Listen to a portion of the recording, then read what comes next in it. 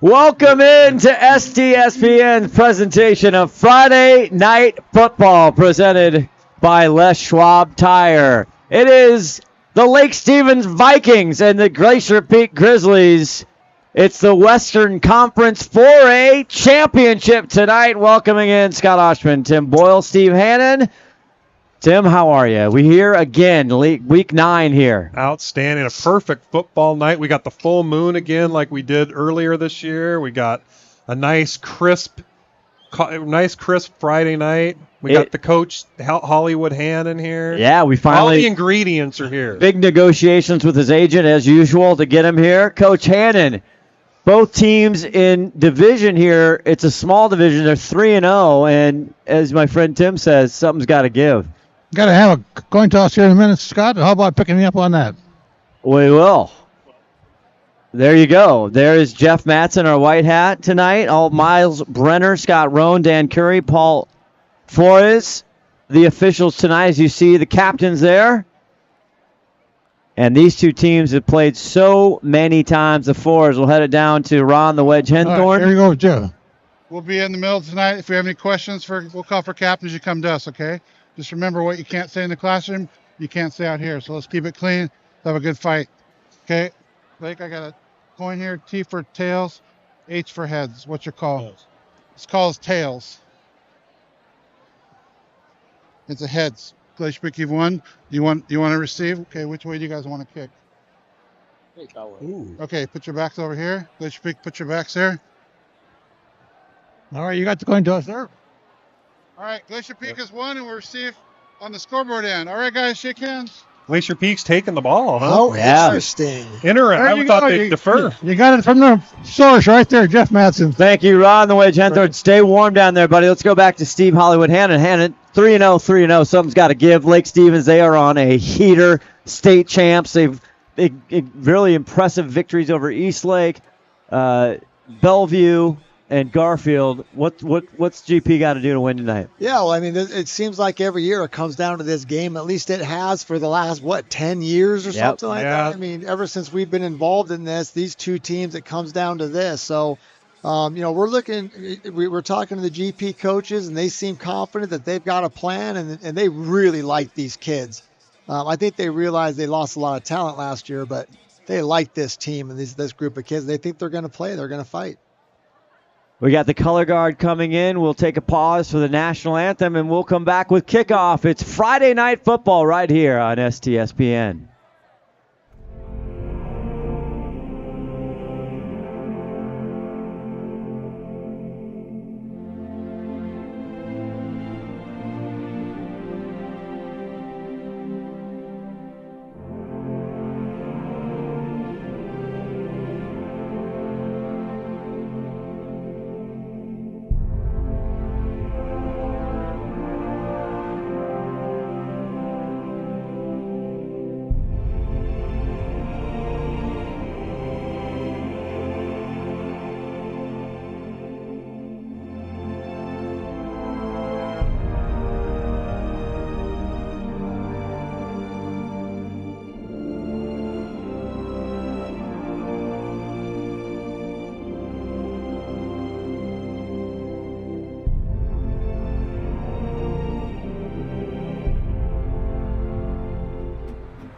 Thanks to Les Schwab Tires, I'm a confident backseat driver, but Mom's a little stressed about spending.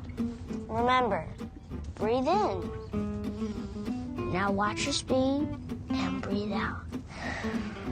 Good. Even though we're watching our wallets, Les Schwab is still watching out for our safety. So turn here. Help keep drivers and backseat drivers safe with Les Schwab Tires.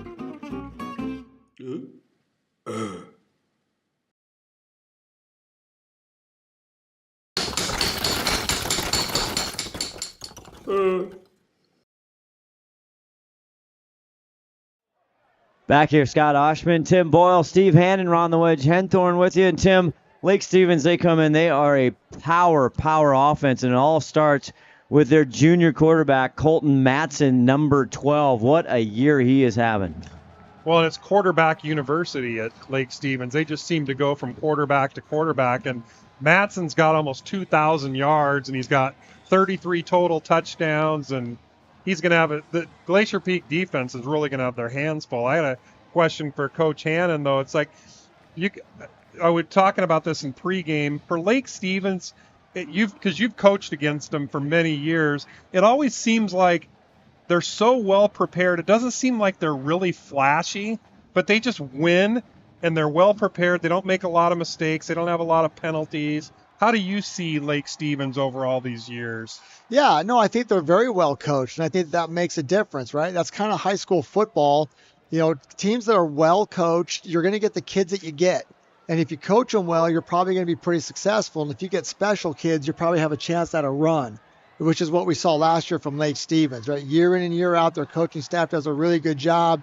Now they've got the pieces of the puzzle where they can compete with anybody in the state. You end up winning the state championship.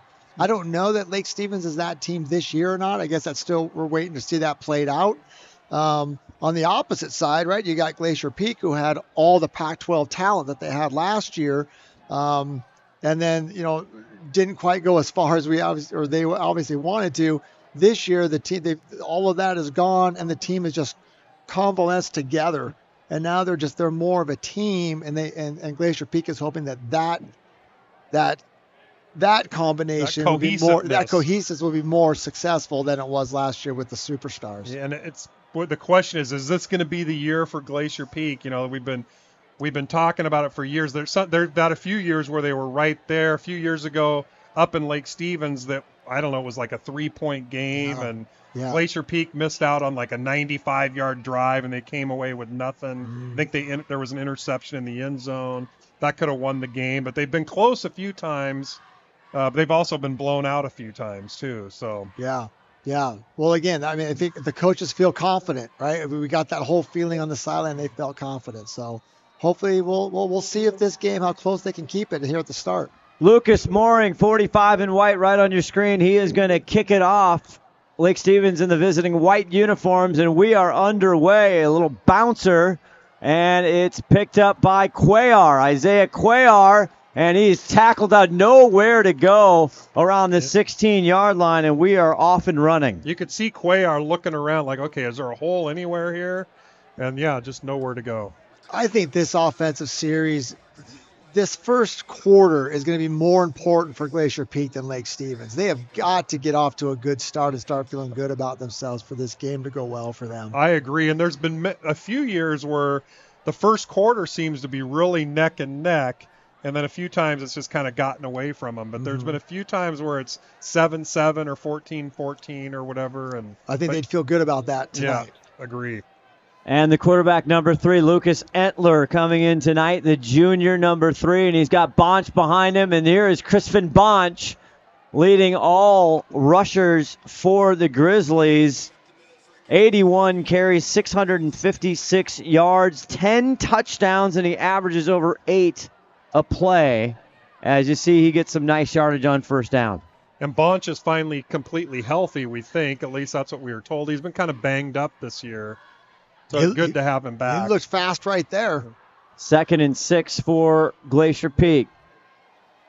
Just underway here from the campus of Snohomish High School Veterans Memorial Stadium as Bonch gets it on the right side, but he is crushed number 54. by big number 54. And we'll talk about this Vikings defense, and that's Mason Turner. We're going to hear his name all night, the 6'2", 245-pound senior. They've always got big athletes on their line every year.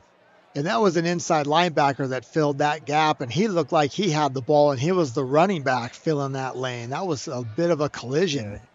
He kind of looks like a D1 athlete, too, just by looking at him. Look out for big number 80, Keegan Howard. He has 89 tackles, leads them. And here we go, 3rd and 6 for the Glacier Peak Grizzlies. Shotgun and a fumbled snap. Entler just has to dive on it around the 6-yard line, and that's not how the first series wanted to go for head coach Shane Keck. And like Steve said, this was an important first series for GP, trying to at least establish something and it just didn't go their way. Yeah, and I like the first down play. They picked up 4 yards, and it looked like that was a really good start for them. But, man, you did not want to go backwards in that first possession. And it's mistakes like that. It's hard to overcome those things because look at the field position that they're going to get. Yeah, now they're kicking from the end zone here, so they're going to give Lake Stevens some really good field position. Kuchazinski there, and that's a fumbled punt, and it just dies on the ground. And GP, but who touched it? Stevens kid? It did hit a Lake Stevens kid. So Glacier Peak ball. Yeah, they recovered it should be GP ball. Oh, no, Lake Stevens recovered it. Oh, that was close, though, but you see it hit a kid right here. It hit his hand, number 44.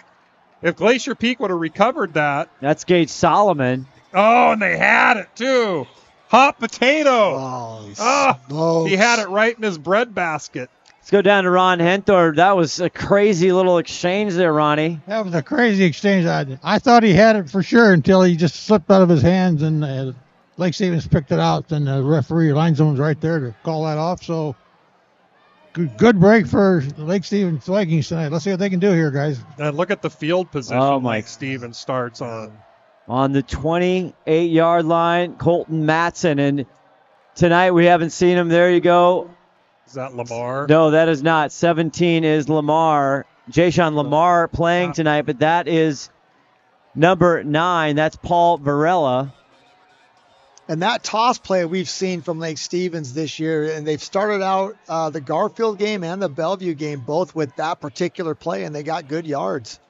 30 carries, 270 yards coming in for Valera. It brings up a 2nd and 2. Matson gets it off near side to number 15, Jesse Lewis, and he'll get little close to a first down. Could have easily had him for about a 4-yard loss back there, but he squirms away from a couple defenders there. 1 and 2. When you're playing Lake Stevens, you have to stop what they call fast screens, right? Where the quarterback just catches it and zips it out there. You know that those are coming, and you better have worked on them all week. It looked like Glacier Peak was prepared there, just didn't make the play when you had the chance. Two tackles missed there. Rye in the backfield had a good year. They pitch it to him. Rye on the far side. First down for the Vikings, and a little bit more down to around the 11 or 12-yard line. This is what we were talking about earlier. Lake Stevens doesn't play that flashy of a game, but they're just solid. They don't make a lot of mistakes, as you can already see. GP's had a big mistake already. They're getting down close to the goal line here, though, and in that spread offense, things start getting compact, and you have to run the ball down here now, but they've run the ball pretty successfully so far. We haven't even seen the ball in the air yet. Besides the fast screen. Rye in the backfield. Matson, Rye, 8 touchdowns just in 5 games, filling in for Jashawn Lamar, and he gets another one. Touchdown, Vikings. His 9th of the year. That's unfortunate. When you give him field position, you give him a real short field like that. That's one of the repercussions. It makes it harder for sure, but you still want your defense to go out there and slow them down a little bit and gain some confidence. I mean, that was just 4 plays of yards, and that doesn't feel good. This next offensive series is going to be pretty important here. Taha Rye, 5'9", senior. As you see, they get ready for the extra point. Mooring on. And the kick is up, and it is good. Lake Stevens takes the lead here with 7:58 in the first quarter. Let's see if Glacier Peak can come back. You're watching Friday Night Football on STSPN. In 1934, Bickford Ford opened their doors in Snohomish, Washington, and they've been an active part of the community ever since. So when you're looking for a new Ford truck, SUV, or hybrid, or if you want to take advantage of your current car's value, start at the place you can trust, the one that's been around for 89 years and is Western Washington's #1 volume Ford dealership. Family-owned Bickford Ford on Bickford Avenue in Snohomish or online at bickford.net. It's like a loot machine. All around town, trying to get down.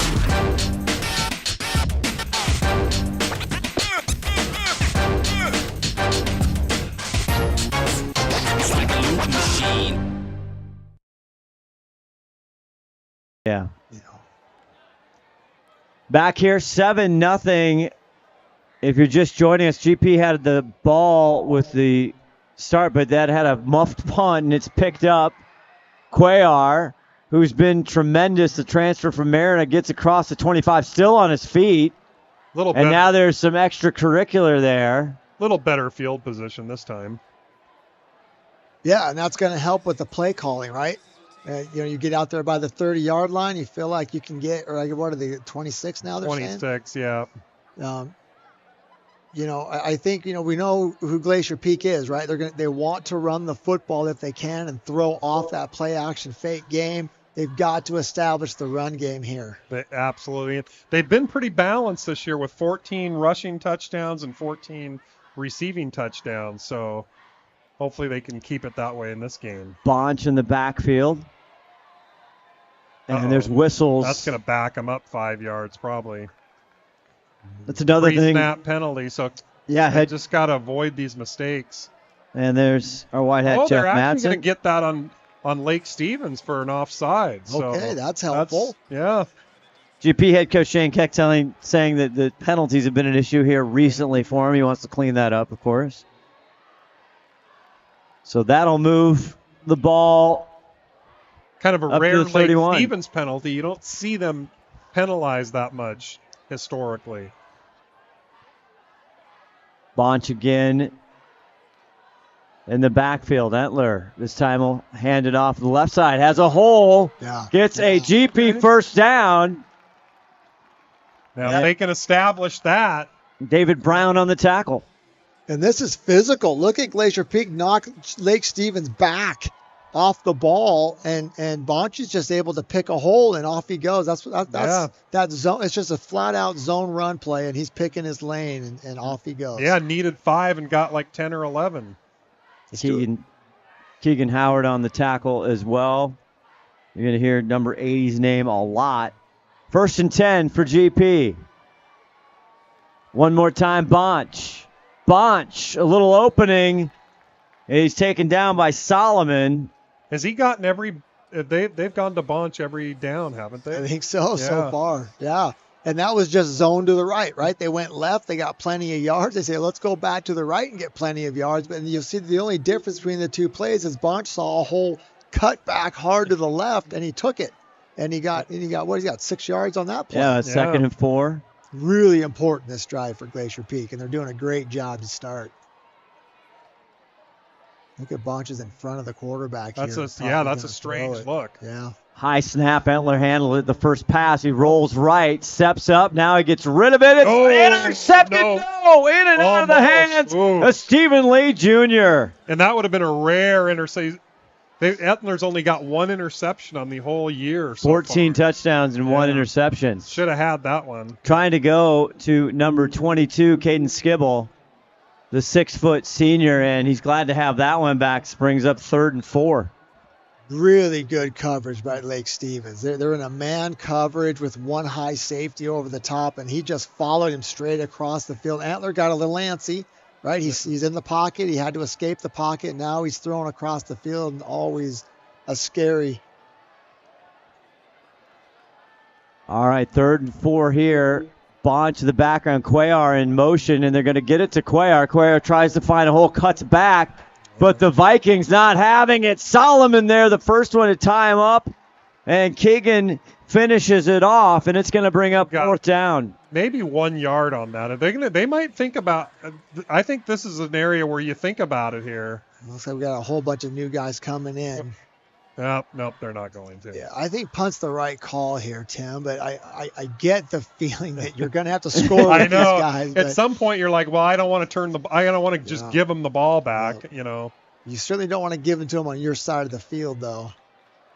Kuchazinski there to kick it off, and Valera the returner.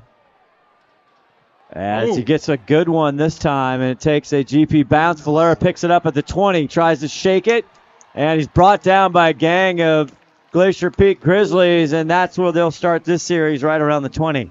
Yeah, that's Skibble running down there. They're starting middle linebacker on the punt team, running down there and making a tackle, and that's what you have to do. You can't just save your players When you're kicking the ball to the other team, that's a lot of open space, and you better have your best tacklers on the field. Agree. So yeah, at least Lake Stevens will be start. Oh, geez, they gave him a good spot there. At the they 24. gave him some good forward progress there. I thought they had him back at about the 20. They tackled him at the 20. I thought he was at about the 22 with forward progress. But that was an important offensive. I know they didn't score, but they had some positive things happen for them on offense. Yeah, you had to pick up a couple first downs there at minimum. Correct. And so now we have Jashawn Lamar, number 17 in the ball game. He gets the handoff on the left side, and he crunches his way through, still taking down tacklers. He's going to get close to a first down. Guys, he's only been in 4 games. He leads Lake Stevens in rushing yards at 460. With only 4 games. With only 4 games. Yeah, and you see he somehow gets 9 yards out of this. You know, they had him right there. Another time, a couple other chances they had, and he somehow gets, 9 yards? Yeah. That's why he's going to play in big stadiums on Saturdays. Colton Matson, the quarterback. This time they get it off. Lamar crunches his way. There's a couple flags here. I think that's going to go against Lake Stevens. And I think it might have been a little holding, yeah. Yeah, obviously something that you're really, Lamar's off again, right? He's going to run for 7-8 yards right there, and maybe it was the holding penalty that sprung him. Yep, sometimes that's why they get those big plays. Mm-hmm. Lake Stevens 7-1. That only loss you saw it right here on STSPN against West Lynn. That was a heck of a ball game. The kids from Oregon, the state champions against the state champions, 6A state champions. So they moved this one back. And I think West Lynn started out by beating 2 other state champions in Oregon this year as well. What a program down there. That was fun. So Colton Matson there with Lamar right behind to his right. Here's motion. And he looks. Matson, he's going to let it rip. It's caught around the 32 up to the 35. A Vikings first down. And he gets it to David Brown. We talked about David Brown. We did the West Lynn game. What a player. Yeah, good catch and good little juke him move right when he catches the ball. Picks up a first. Yeah, and Lake Stevens does a good job with those concepts, those route running concepts, those Franklin system concepts that Rory used here for so long at Glacier Peak. And that's just that hide concept that's really tough to handle as a defense.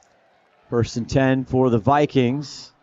This time it's going to hand it off. It's going to pass a little flea flicker going deep.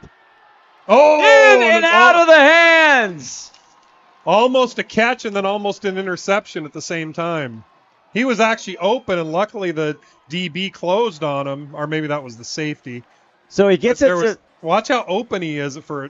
We may not be able to see. That's here. Blake Moser, this freshman quarterback, and he's trying to get it to Jesse Lewis. And then it was number 18. Yeah, that's Loom. He's a kid from Mariner, right? That's right. Yeah. And that's when 6'4", 185 helps. He closed on him in a hurry. Playing center field. 2nd and 10. Now doing the same thing.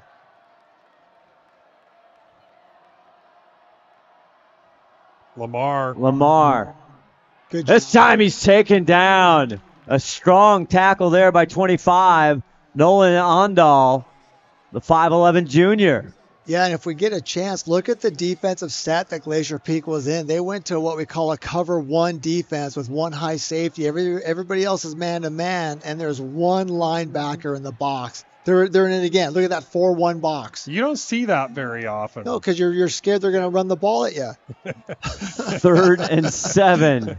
Jashawn Lamar in the backfield. Now he's got pressure. Gets out of it. Rolling. Colton still on his feet. Now flings it, and it's incomplete. Nice job. Actually, on flag. That was right on our sideline. Yeah, the flag's all the way on the side. That may not be. It might be illegal downfield. Illegal man downfield. I think On Lake Stevens. you decline that, right? Of course. Yeah. 4th down, of course. They're trying to get a big number 80 Keegan Howard, also tight end and one of their best defenders. take another look at it. You see 3 down linemen and 1 inside linebacker was all they had in the game there. I wouldn't be surprised to see Lake Stevens going for it here. It's 4th and 7, but yeah. Well, that would surprise me, but it looks like they're on an offensive. They are. He could pooch. He could. Pooch I don't think they're going to run a play here. Lamar is in motion. Now he settles. Just doesn't make sense. You would think you'd want to punt it, but Fake it. there he goes. Yeah, there he is. He's going to pooch punt it. Nobody really back for Glacier Peak. It bounces on the near side, and it'll just roll to a stop there around the 21-yard line. So a good stop for Glacier Peak. Now, why do you think Glacier Peak didn't have one guy back there expecting that? They just didn't want to take the chance? Yeah, you have to respect that Lake Stevens could snap the ball and get 7 yards, and you just have to play defense until they show you, okay, we're going to punt it. And they just didn't have time to drop a guy. Yeah. Well, good stop for the Grizzlies. Yeah. Let's go down around the wedge, Henthorn. You're hearing the coaches. What's the feeling down there, Ronnie, as far as adjustments? Well, I get a little excited down there at GP after that good stop, and I think on that last play, I think Lake Stevens was waiting to see where the defense was going to give them before they decided to kick that. Yeah, but you called the fake. Here's Bonch.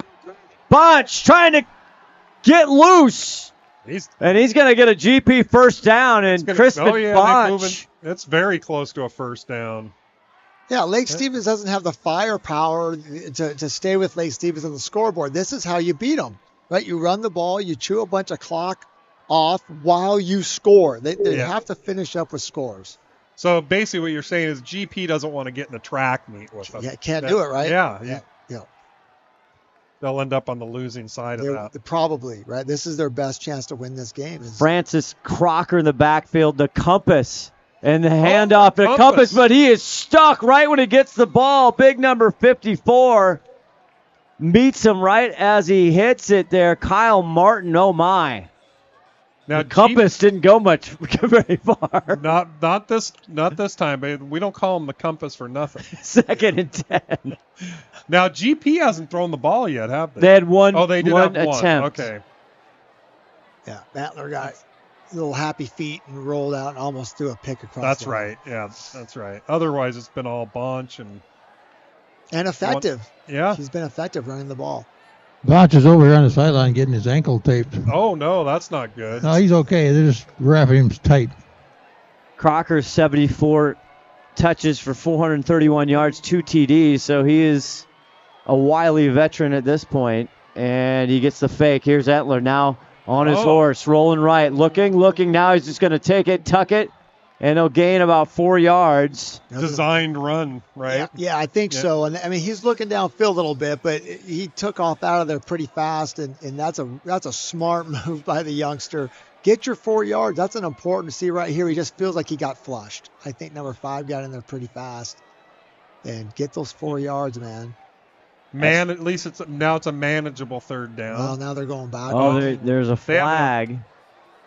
I didn't see that flag. What's this? Ron, do you have a feel for that? No, I didn't see that flag either. See what he called. False start? That's a late false start call. I didn't see it, or we didn't see it. They normally don't even let the play get off.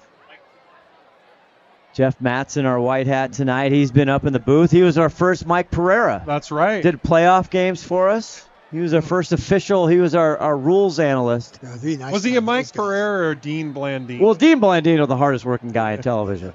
Let's just put that straight right now. I saw him doing like a He might be doing this game. Volleyball He game seriously is in New York looking at this game. Yeah.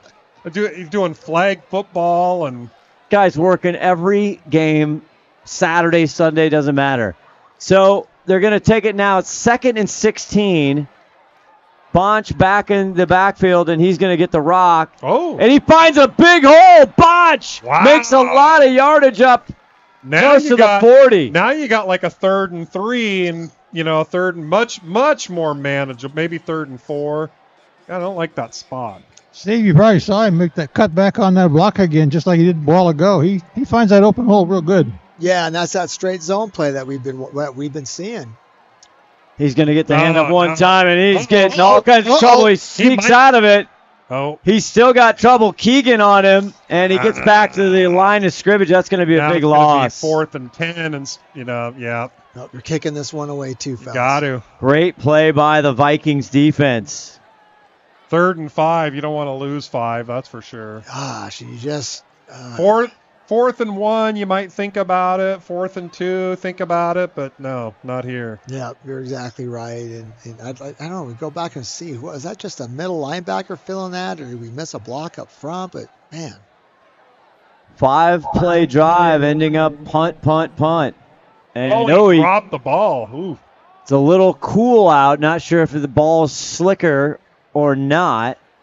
But Jared Kaczynski, the senior kicker. The drop kicker, actually worked in GP's favor because it just gave him pause enough time to get down there where he couldn't field that punt. Back and forth, and it's just 7-0. Welcome into the booth here at STSPN. I'm all downed up. It's a cool night out. Warm enough? Barely. 800 filled down? 800 filled down. I got the wool hat on. I'm ready to go. Goose down or duck down? Goose for you. Goose. Only goose for you. Wow. I can't even afford to look at that. No, you can't. Don't ask to borrow it again, please. Stop with that. Where's the Patagonia? The Patagonia? Where's the hand-me-down? I had to put that in the safe tonight. All right. Lake Stevens back at it again from their own 31-yard line. Mattson, now he pitches it out. And this is number 18. That's Rye again, the senior, and he's been doing a lot of duty, right? When Lamar went down, it's been running back by committee, and he'll have a nice first down gain. Well, and you'll see, I don't know if we'll see the replay, but they had a couple shots at him in the backfield here. We'll see the replay at the end of the quarter here. Yeah, it's a good block by 33, sealed the edge. The Glacier Peak kid went under that block, and we used to always tell him, if you're going to go under a block, you're on your own. You better make the play. At the end of one, it's the Lake Stevens Vikings 7, Grizzlies 0. WESCO 4A championship right here on STSPN, presented by Les Schwab Tire. Come on back for the second. SWCC is an acronym, and it stands for Special Warfare Combatant Craft Crewman. You know, you can stand across from the guy and say, you know what, he's got your back. And, you know, that's the guy you're counting on. If something goes wrong, he's going to be there.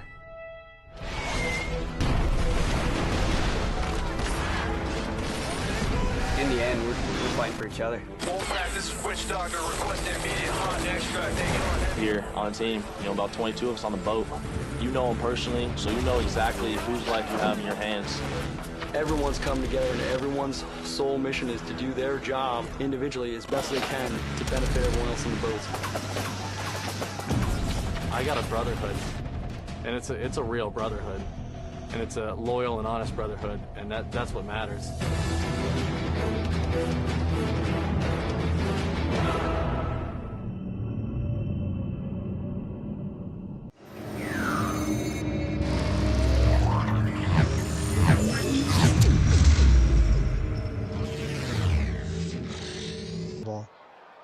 All right, the start of the second quarter. Second down, and they hand it off, and this is Rye one more time, but he's got trouble. It's stretched out. Nice job there by number 6, Owen Gluth, calling his name, the big 6'5 senior. And as Steve pointed out, there's only 4 people in the box, and GP still was able to stop the run. Still able to get, if you could stop the run with 4 guys in the box, I don't know how you throw. 3rd and 4.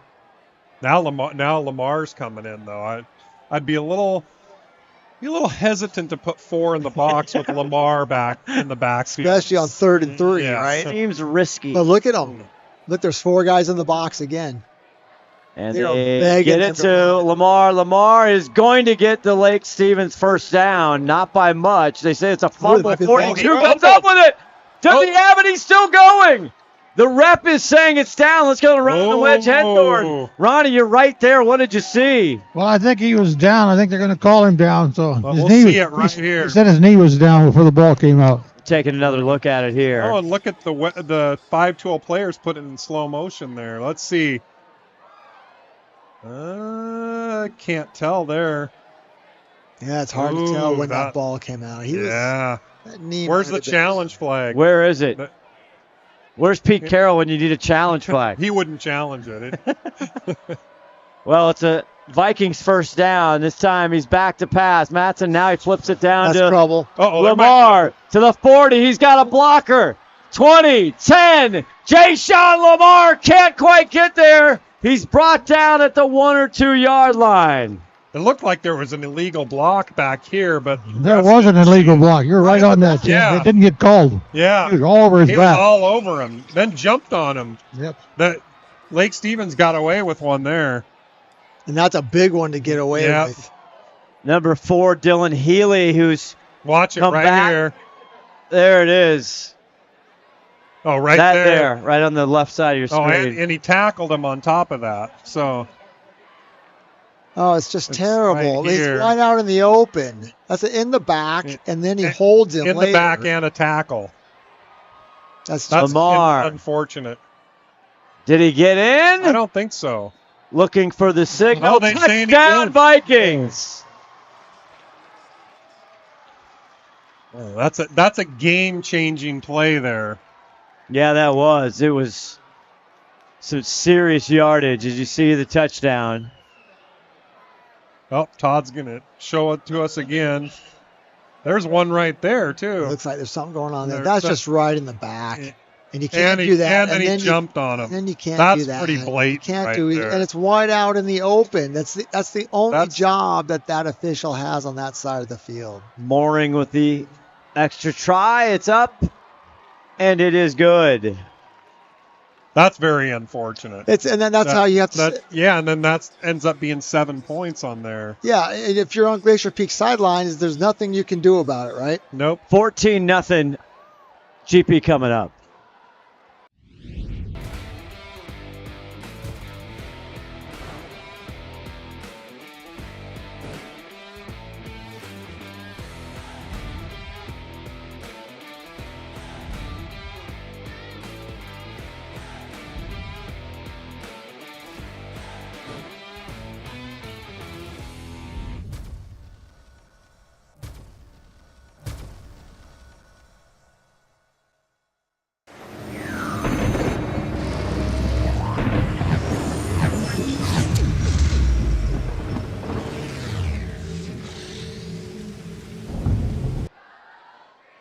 Back here, Scott Ohsman, Tim Boyle, Steve Hannan, Rod the Wedge Henthorn with you. Our executive producer, 5-tool player, Todd Elvig, spinning the dials here as usual. STSPN, glad you're with us. 10:41 left to go in this second quarter. And Lake Stevens, the defending state champions, looking for how many? This will be for a the 10th WESCO. consecutive WESCO. Cuellar takes it. He's trying to find something, and it's muddled up there, and he'll get it to 20. In addition to that, they've got 57 straight WESCO victories, league victories, and this going for their 10th consecutive title. So Unbelievable. What a program. Unbelievable. We're going to go now to Steve back in the archives. There's Hollywood Hannan. Excellent. Good start would be good. Bad start would not be good. A good start is always good, Steve. And a bad start would be bad. I love that one. He asked me a simple question, gave him a simple answer. Okay, 1st and 10 here for Glacier Peak. They fake it to Bonch. It's over to Cuellar. Isaiah. And he is wrapped up quickly. Lewis there. And, of course, big 54, Mason Turner. They're fast, and on other teams, they may get 10, 15 yards on that play, but not against Lake Stevens. And who's 33 for Lake Stevens? He's a player. Number 33, David Brown. Check that. It was David Brown, not Lewis. Oh, he fought straight through the block from the wide receiver, set him down, and then hit the guy with the ball. 6'3", senior. Great play. That's how you stop a fast screen. 2nd and 12 now. Bonch in the backfield. They get it to Bonch, near side. And he'll get a couple. Bonch tried to turn in the corner there, but there's just nothing there for him. Yeah, the corner does a good job from Lake Stevens setting the edge, and then all of his buddies are running to the play. So that's how you play good defense. Now with someone like Bonch, if you can turn that corner, then you could be off to the races, but it's going to be hard against this team. Yeah, because they're coached well. 3rd and 10. Now they've had, this is their, well, they opened the ball game with a punt, and then 1, 2, 3, they've got 4 punts so far. Decent field position on one, but here's Lucas Entler, the quarterback, back to pass. He's getting pressure, and he can't evade it. And a big-time sack by Captain Gabe Kalani. And the defense is in there pretty quick, Steve. Like, he didn't have much time to do anything back there. Yeah, a blitz is called from the sidelines. Number 7 never gets touched. It's a wide open hole. He runs straight through it, and the quarterback just does not. Oh, and have I a think chance. Antlers looked like he was slow to get up for a second. I think you're right. I thought I noticed that as well. So another punt, another 3 and out for the Grizzlies, and it's going to give Lake Stevens really good field position as Paul Valera, number 9 in white, sits to receive. A nice punt, backs him up, and a good punt. Bounces around the 30, and that's an outstanding punt for high school punter. 27-yard line. Nice job there by Jared Kujazinski, the senior. Yeah, you did not want to give Lake Stevens the ball, the 50 right there. That 20 yards could end up being huge. Now you can give up a couple first downs and still get the ball back. You give it to them on the 50, and they get a couple first downs, and it's 4 down territory. Yeah, it'll be 4 down exactly. The passing game really hasn't hurt GP. It's really the running game of Lake Stevens and that big play by Jay-Sean Lamar that's kind of broke this open. No, but the passing game for GP hasn't helped them either. That is true. They haven't been able to connect. They can't do anything. 1st and 10 here for the Vikings. Colton Matson, the junior quarterback. And he gets it off, and he's taken down. There's a fumble. Ball down. It was to Rye. Oh, that's twice in a row they've almost come up with a fumble there. And it's recovered by Matson. See what it looks like here. Yep, Matson. Colton lucky to get back on that. It's Owen. Here's Sarai. Owen Gluth gets him. Oh, that was a fumble. That was a fumble. And there's good job by Colton Matson to get on it. Good heads-up play by the QB there. 2nd and 15. They lose 5. Fake it, pass it. Tackle. And there is David Brown with the catch. Spins out of tackles down, and he has a Lake Stevens first down. Oh, my. I even heard Steve say, kind of under his breath, tackle. You got to tackle. Right here, tackle. Tackle him. Yeah. Because it doesn't hurt you. If you tackle him right where he caught the ball, it doesn't hurt you. It's those missed tackles that get you. And there's a lot of them here. Chunk play. But hey, 33 is a good football player, man. I mean, and those corners are sophomores out there playing for Glacier Peak, but this is a game late in the year. 1st and 10 now. Here comes Owen Gluth again. Lamar out. Here's Matson, and he delivers, and it's caught. Again, near a first down marker, and this is Keegan. I was watching. Big number 80. He got 2 people ended up landing on top of him. 1, 2. Yeah, you know what? That's a couple times. There's no reason to fall and squish a kid into the turf like that. I agreed. The officials. That should have been a flag. Yeah, it should have been a flag, and because they're going to keep doing it until the officials. They already knocked him off his feet, and then to tackle him, jump on him on top of that should have been a flag for sure. Agreed. That's just unnecessary completely. They give him the first down, right inside of GP territory. And there's Matson. He fakes it now. Go to the far side. It is caught by number 15 over there, Jesse Lewis. There is a flag here. There is a flag now. I didn't see what. It came from the back. Came from the back, yeah. Let's see what happens. You'll see a flag come flying right over the top here. Probably a hold. I don't see anything going on. Didn't see what it was. Oh, it's on Lake Stevens. It is on Lake Stevens. I didn't see the hand gesture for the official there. Remains first down. Isaiah Olson on the tackle for Glacier Peak, a sophomore, as you alluded to there, Steve.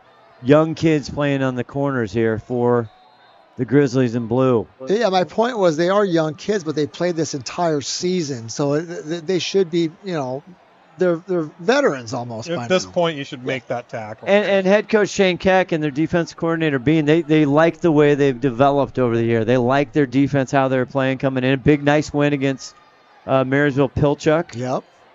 It's 1st and 15, so that must have been some type of illegal procedure or something of that nature. Lamar gets it. Oh, geez. And he has Look at him. daylight. See you later. And that's- Another big chunk down to the 30-yard line, a big first down. And that's why he's going to be a D1 player. Yep, and this is just a nice little trap play that they like to run, and Glacier Peak, I'm sure, worked on it all week. And Glacier Peak saw his brother doing this to him for a few years, and they were happy to see him graduate. And now you got the younger brother doing it. Yeah, interesting enough with Lake Stevens too. Even as a spread team, you're looking at film and you're thinking you're going to see a lot of zone, and you don't see a lot of zone from Lake Stevens. You see more gap run style stuff, power and trap. Varela on the left side, Lamar now on the right with the trips bunch. Now he goes in motion. Fakes the handoff. Matson! Can he get his 9th? He's pushed out of bounds by Loom. Adam Loom out there pushes him out. And he's showing that he's got some wheels too, and some couple good little juke moves. Yeah, he's a sneaky good football player, that Matson. I think it was number 18 too that had a touchdown saving tackle. Yeah, Adam Loom, the 6'4 senior transfer from Mariner. But yeah, Colton Matson, again, he is shifty, 6'2", 185. Almost 2,000 through the air, but he has a lot of touchdowns too. He can run it. 33 on the year total. The 1st and goal now. Matson goes over. It's high. Ooh, incomplete. Did that get tipped? He threw it really high. Yeah. So I thought it was going toward a blue shirt more than a white shirt. Nope. Connor Aney does a good job of being right in the passing lane. Right, I think that's Connor. Is it 52? Yeah, 52. I think that's why he had to throw that so high. Yeah, that's exactly right. Yeah, good job. Good penetration by the Glacier Peak defense right there to slow him. Is it 3rd down or second? Okay. 2nd and goal from the 9. This is a pretty big moment here. Yeah, you want to at least get him to have to kick a field goal at the. Varela, it gets to Lamar. Lamar's taken down. Nice job by the Grizzlies to get him around the 5-yard line. He'll set up 3rd and goal from the 5. And a rare short yardage gain by Lamar. And again, here we go. We're a spread team, and we got 5 yards to go, and there's not a lot of real estate behind us that we have to cover, right? So it makes it tougher on these teams unless they get into a power set, and Lake Stevens is not doing that. Put him down at the 6. Still got Lamar in the backfield there. Rolling near side. Now he looks, he throws. It's incomplete. Great play there by Michael Darling. Michael Darling, yes. Brunswick Jr. Brunswick Jr. It seems like a long time ago the Brunswick was here. Trying to go to Brown there. And this sets up 4th and goal. They're doing a field goal. They are doing that. That's kind of a little bit of a moral victory right there for Glacier Peak. Absolutely. Great job by that youngster out there knocking that ball down. Yeah, that was great, D. Trayton Pester, the holder. Lucas Mooring, the kicker. This hold is down. Is this from 23 yards? It is. It's no good. Wow. Hard to see from our angle. Good. That's a victory for GP right there. Even if they would have got 3, that would have been a victory. Way left. A good victory for GP. Yeah, it was. Way left, according to the Wedge. Tough stop there. 4:41 left to go, and that is a big, big mojo killer for Glacier Peak here as Lake Stevens was just trucking down. They started at their own 28-yard line. And so Glacier Peak, they have eluded some death kills here. I mean, it's still very early, but... No, yeah, but it's a 2-score game right now, and it feels like it could have been a lot worse than that. And so that's a great stand by Glacier Peak. Glacier Peak's going to need to get some different formation here. A little double wing. Different quarterback. And it's a bunch. He fumbles it. Lake Stevens still has it. and they waltz into a touchdown. Gabe Kalani. And what were they doing back there? See, what kind of formation was that? Owen Gluth It's took something the you snap. don't see very often from GP, and obviously they haven't practiced it enough. Tried to pitch it back to Bonch, and the captain, Gabe Kalani, waltzes in. We just talked about the mojo, and right there, a big, big turnover. And here comes right back Lucas Mooring to get the extra try. That's a big momentum changer there. You just stopped him on stopped him on from a field goal, and now this. Mooring's up, almost blocked. It's up, and it is good this time. So 4:33 left, and it was just a two-score game. Now it is 21-0. Glacier Peak just not able to find anything going on offense. What was that play? Well, yeah, it's unfortunate. It's. I know Glacier Peak works on this alternate offense a lot, and when your offense isn't getting to where you want them to go, let's try something else that we've worked on that's worked in the past. If you guys remember, right, a couple of years ago, Bothell came in here for a playoff game, and Glacier Peak went to that offense, and they were just chewing up. And here you go. There's the. Speaking of Bothell, look at the ref right there. Oh, just watching him just jerk kind of. There's Rowe right Coach there. Rowe Watch right Rowe there. start signaling for horse collar here. Yeah, he does horse collar, and then Coach K runs down there and starts blabbing his mouth, and then he gets a flag, and pretty soon we're going in the wrong direction. Yeah. The worst part about it is GP got flagged on that, not Bothell. See, Coach Sowers is angry. Everybody's angry. How is Coach Sowers doing? He's doing good. I talked to him just the other night. He was going to figure out which game to go to today. Oh, the horse collar. Tim, I tell you, it gives me PTSD every time I see it. It's a Hall of Fame for you. Here's the kick, and Isaiah Cuellar makes a few moves, and he'll get across. There's a flag down. Oh, no. Typically, that's going to be against the receiving team for a illegal block in the back, but maybe it'll be something different. There you go. Yeah. You called it.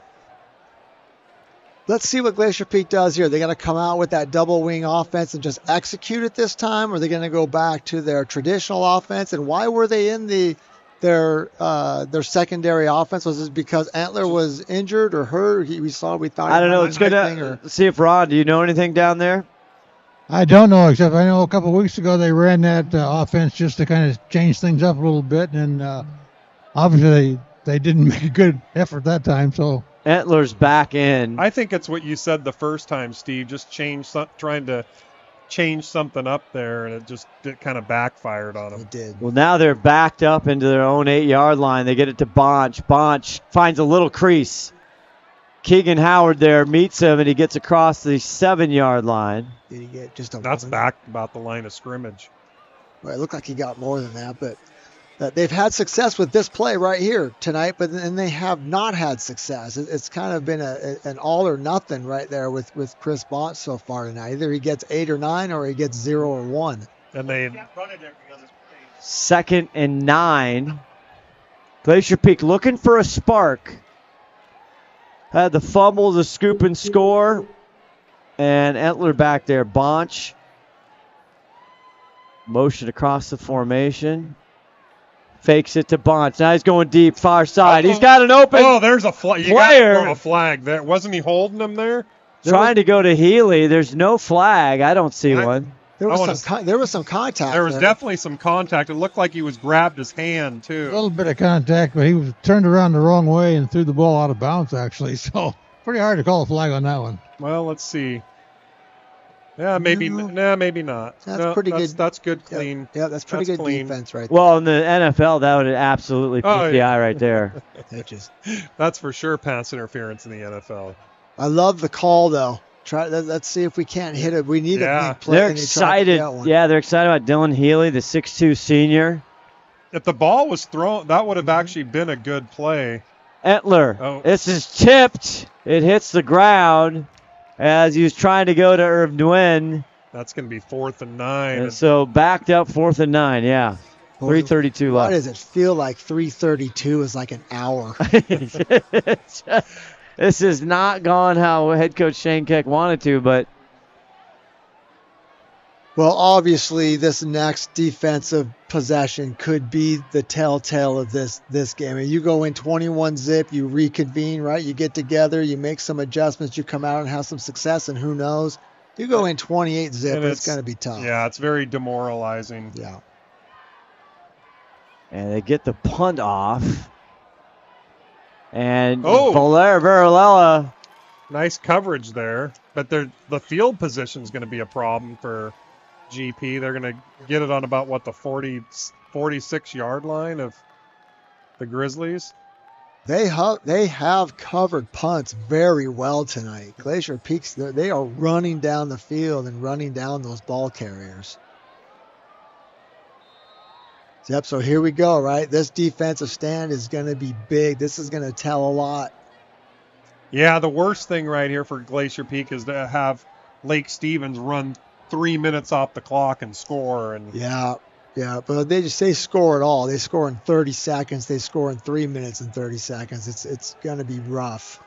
Put up 567 yards, total yards against Federal Way with a 63-13 yards, so they can put it on. Matson rolls out, and it's caught.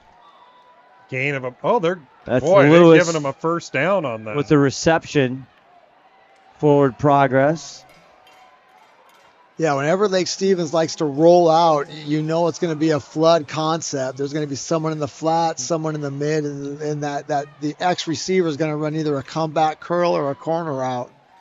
And that was actually a good call by the ref. That was a good spot. It was the forward progress did give him the first down. Well, I don't think I've ever heard you say that. Yeah, boy. I'll give him credit where credit's due. Rye in the backfield for Colton Matson. Back to pass. Plenty of time. Goes across. And almost intercepted.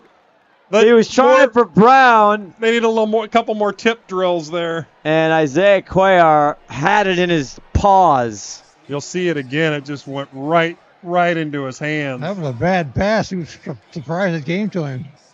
Oh, it looks like number 4 might have tipped that. Tipped it. Dylan Healy, yeah. Yeah. And that's just a shallow concept. That's just a base Tony Franklin shallow concept where you got the one receiver running at a 2-yard drag and one right behind him at a 12-yard drag. 2nd and 10. Glacier Peak could have used that break. Rye on the left side. Now he gets the ball. A big hole up the middle. Taken down by Gluth. Looks like he's right about the line to gain there. He is close. Maybe just a foot or so short. And Glacier Peak is begging them to run the football. About 3 feet there short. You go. You're going to get 4 in the box. Let's see if we've got the one linebacker look. Big Connor Aney there anchoring. That's your 52. look, Steve, right there that you've been They're begging them to about. run it. They're begging them to run it. 3rd and 1. Rye, the running back. They're doing that on 3rd and 1. That's interesting. Wildcat right to Rye. He's got a first down and much more inside the 20. And from a defensive perspective, as you come from, a 3rd and 1, you only got 4 in the box. Is a little not what you would expect typically, right? Typically, no, and maybe the Glacier Peak coaching staff knows that's a fast screen situation for them. But that was a direct snap to, is that Lamar was back there that time? That was Rye, Tyler Lott Rye. Direct snap, trap play up the middle, and just not enough bodies in the box right there for Glacier Peak. Now we've got another linebacker in the game. This is a more traditional 3-4 look. 1st and 10 at the 17 of Glacier Peak. Whistles. That should blow it dead. Penalty. Yeah, it's a false start. On Lake Back Stevens. up 5 yards, so it's going to be 1st and 15. Okay, and again, it looks like we got out of that 3-1 box. We're into a 3-2 box now, so at least you got 5-on-5, and they're bringing Owen Gluth. They're bringing him into the run game from off the corner. So you pick and choose, right? Do you want enough players in to stop the run, or do you want enough players out there on the corners and edges to stop what they can do to you out there as well? And Gluth not a real big guy, and he's very effective getting in, penetrating on the edge. He is an athlete. He's about as good of an athlete as Glacier Peak has. Yeah, you wouldn't think you'd see such a small guy on the edge there, but he just is very effective there. Right, jumping back from left side to right side. Here's Lewis in motion. And they get it, fake it. Now Matson's got trouble. He flips it up, incomplete, and Cuellar was there right on Lewis. One thing you'll notice about Matson is he's actually faster than you think he might be. He's actually got some wheels there, and they can't just there's a lot of times they got the penetration on him, but they just can't catch him. And he's shifty. He's not just a straight runner. He'll put a little dip on you and get clean out of there. Glacier Peak, good job, like you said. Good job on defense, getting up the field and getting the quarterback's face, just not able to actually get him on the ground. Second he's kind of sneaky fast. Yeah, on Brady. No, it's not. That is not where I was going. Thinking. Sneaky fast. You owe $5 in the tip jar for that. Lewis on the right side, a little reverse. Spins out of one tackle. Now he's just stood up there by Loom and group. Oh, and they can't bring him down. They're trying to do the tush push on him. They were. Your favorite play. It's going to get banned next year. Timeout, Lake Stevens. Timeout, Lake Stevens. We will take one as well. You're watching Friday Night Football, the WESCO 4A Championship right here on STSPN, brought to you by Les Schwab Tires. Stay back. Get back with us now. Thanks to Les Schwab Tires, I'm a confident backseat driver, but Mom's a little stressed about spending. Remember, breathe in. Now watch your speed and breathe out. Good. Even though we're watching our wallets, Les Schwab is still watching out for our safety. So turn here. Help keep drivers and backseat drivers safe with Les Schwab Tires. McDaniel's Stewart Center is located in beautiful stuff. It's like a loot machine. All around town, trying to get down.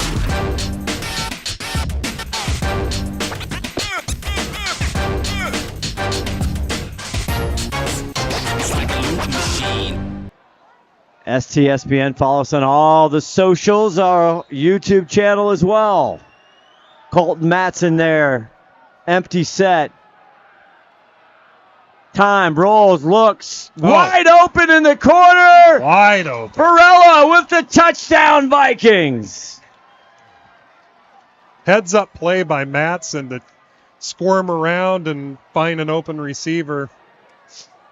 I don't know if that was designed that way or just found him. Yeah, well, obviously there was a design for the receivers to be in those spots, but there wasn't designed to have Matson run around and get open, and just what we just talked about a few minutes ago. He just does enough to keep the ball alive till he can find someone to throw it to. Lucas Mooring on again for the extra try. And Lucas getting a workout tonight as he is used to. This team scores a lot of points, and it is, it is good. Yeah. Not what Glacier Peak's looking for, going down 28-0. It's going to be a struggle to keep the energy up too at this point, right? Yeah, and I think that's what, as you go into the locker room now, you're down 28-0. What is the message, to the kids? What do you say to them to give them some kind of feeling like these are some good things happen in that first half. We have to keep doing these things and we can get back in the game when you know that your offense is a run-based offense.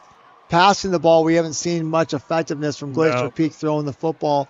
When they've been effective, they've been running the ball, and that's going to take time off the clock, and the defense is going to have to be almost perfect in the second half now. And the positive for Lake Stevens is they get the ball back out at halftime because GP chose to take the ball, which, I think the theory there is let's see if we can run down and score real quick on them and shock them a little bit, but didn't quite work out that way. No, they ended up snapping the ball over the quarterback's head and going backwards, so... Mooring set for the kickoff. And he kicks it off, and Cuellar will take it around the 4-yard line. See what he can do. See if he can get it. Oh, big run back across the 20. He had a hole there for a second, but it closed up quick. Nice tackle there by Gabe Kalani, who's had a big night tonight. Well, Steve, do they just take a knee, or you think they try to run a play here? Or Yeah, I think with 34 seconds, I think you run a play and see what happens. If you can get a chunk yards, then maybe you think about doing it again. If you get nothing, then I think you take a knee. Yep, sounds about right. We'll go down to Ron the Wedge Henthorn here at halftime. He's got a possible special interview here. They're going to do it right now. And let's get into the halftime. There you got it. Get into halftime. Clock will run down. And GP, it's senior night here. As they end the regular season, we'll have the committees and all the games, and we'll see what the playoff seedings to start the state tournament, as they have to wait until the full clock. Here comes Lake Stevens across the field. And there it is. There's the clock. We'll look for some other scores at halftime here. There's a big one going up north. Arlington, Monroe. Battle of the unbeaten. Yes, right? It's the Bearcats and the Eagles going at it. We'll go down to, let's see here. As Ron. I'm going to get him just a second. He's getting a conversation. We're going to try and talk to the White Hat, Jeff Mattson. And Tom Try, head coach of Lake Stevens, having a little discussion.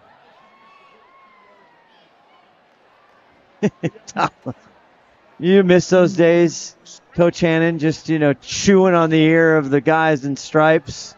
That was never my style. I appreciated those guys and realized they had a tough job to do and just support them as much as I could. Yeah, we need them, actually, to be honest. There's actually a big shortage. Huge shortage. Yeah. Has been even before. As you see, Ron's trying to get in there. I mean, at this point, I love it. Tom tries up 28-0, right? And he's working it. He's just chewing that guy. He's working Jeff Mattson. Is he actually working him? I don't know. He might be talking about dinner places. We don't know. He doesn't look like he's very happy. No, he doesn't. 28-0. All right.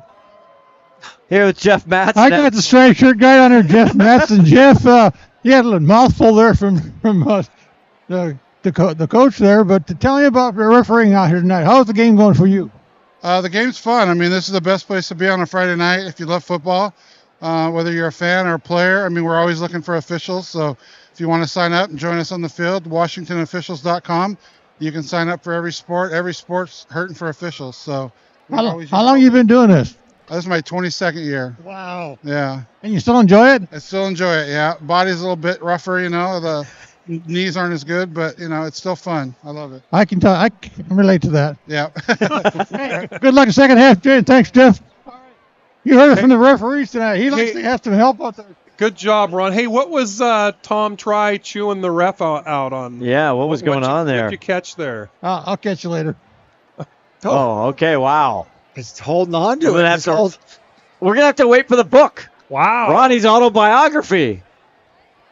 All right, we're going to take a break. Halftime. The band is out. Glacier Peak looking for their first score, but the state champions in control 28-0. You're watching Friday Night Football on STSPN.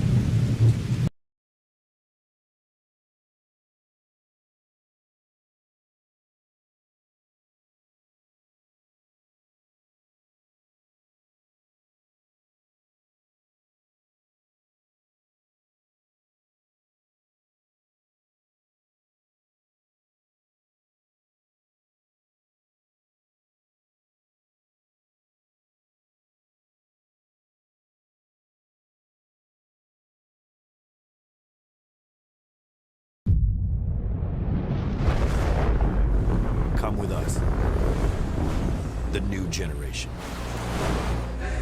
The next level. Sending it big. You're in for a good run. Let's go. Come with us to the track, to the trails, to the slopes, to the surf, to the fight, to the race. Look at this. To the 4 a.m. starts, training harder, pushing further, hitting back, hard.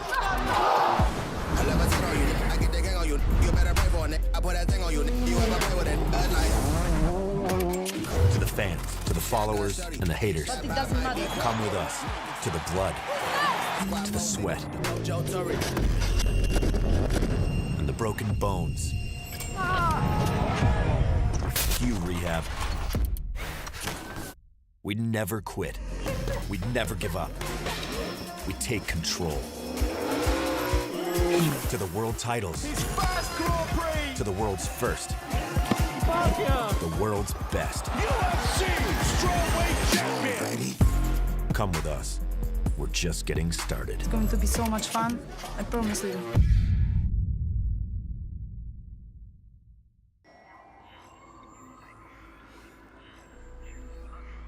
Searching for meaning in a relentless world. Always connected, but somehow alone.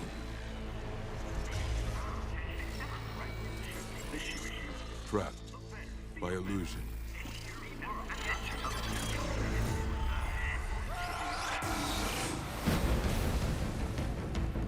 We offer another path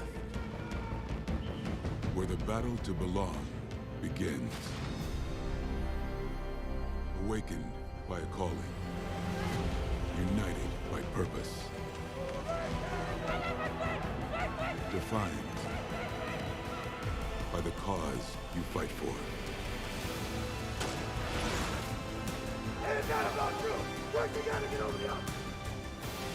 No one can ever take away what it means to be among the few, the proud, the Marines.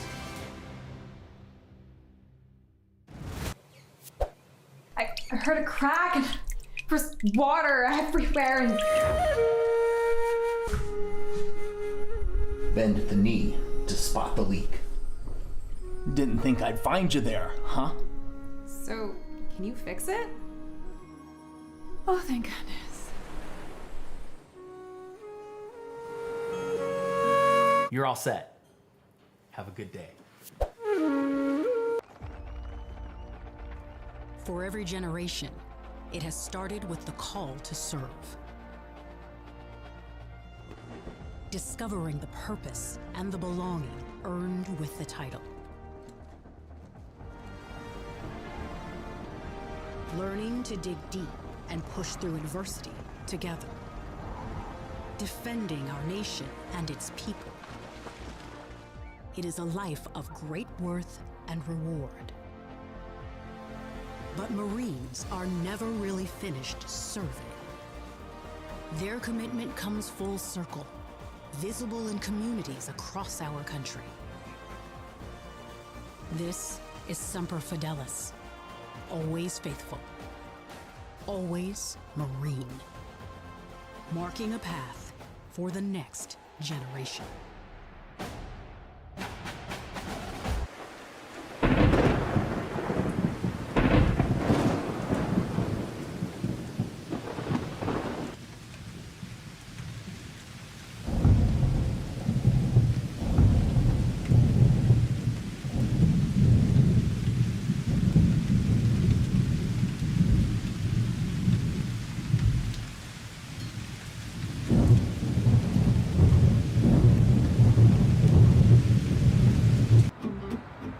Thanks to Les Schwab tires, I'm a confident backseat driver, but Mom's a little stressed about spending. Remember, breathe in. Now watch your speed and breathe out. Good. Even though we're watching our wallets, Les Schwab is still watching out for our safety. So let's right here.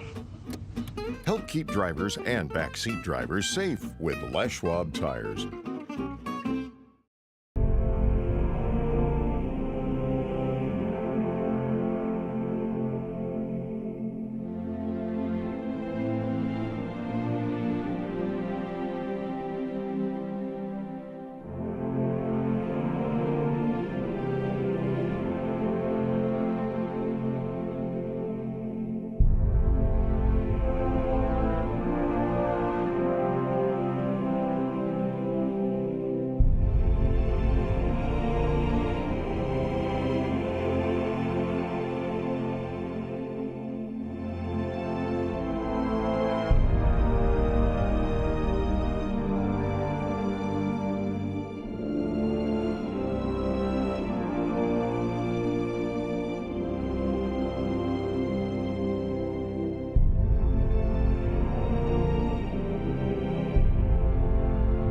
McDaniel's Do It Center is located in beautiful Snohomish, Washington. Locally owned and operated for over 40 years, they are proud to provide the Snohomish Valley with exceptional hardware, tools, lawn and garden, and sporting goods products. Their commitment to delivering legendary customer service and their outstanding employees continue to make McDaniel's the best and one of the most recognized Do It Best centers in the nation. Stop by and experience for yourself the difference between McDaniel's and the big box stores. Discover why so many people...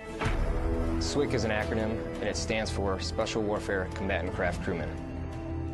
You know, you can stand across from the guy and say, you know what, he's got your back, and you know that's the guy you're counting on. If something goes wrong, he's going to be there.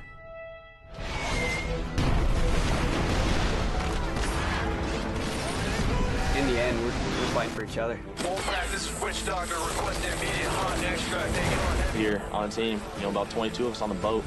You know them personally, so you know exactly whose life you have in your hands. Everyone's come together, and everyone's sole mission is to do their job individually as best they can to benefit everyone else in the boat. I got a brotherhood, and it's a real brotherhood, and it's a loyal and honest brotherhood, and that's what matters.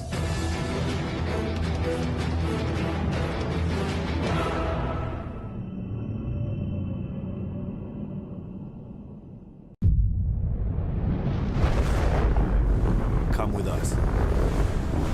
The new generation. The next level. Sending it big. You're in for a good run. Let's go. Come with us to the track, to the trails, to the slopes, to the surf, to the fight, to the race. Look at this! To the 4 a.m. starts. Training harder, pushing further, hitting back, hard.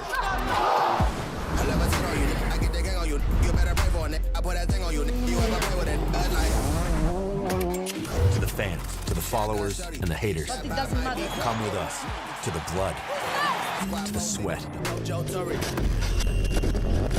and the broken bones. Cue rehab. We never quit. We never give up. We take control. To the world titles. To the world's first. The world's best. Come with us. We're just getting started. It's going to be so much fun. The future is threatened by enemies often unrelenting, unexpected, and unpredictable. Stay alert, Marines. In the midst of an uncertain and evolving world, the need for Marines to defeat these shifting threats is critical. Enemy drones down. Because the need to ensure stability for our nation has never been greater. Sending coordinates now.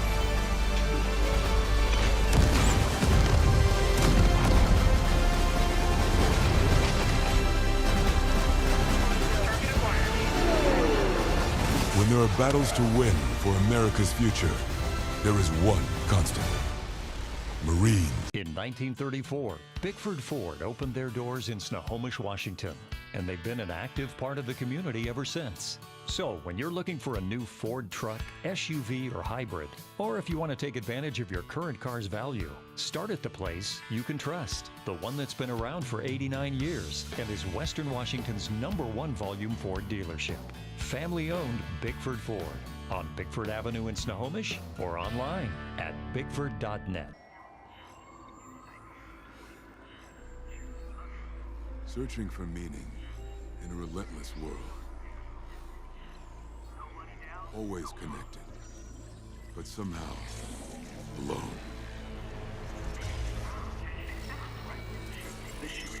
Trapped by illusion.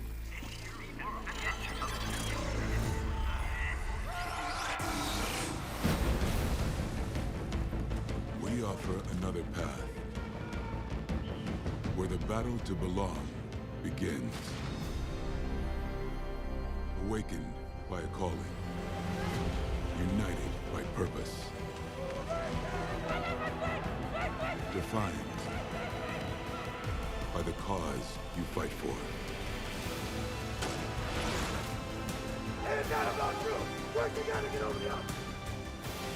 No one can ever take away You earned this, Marine.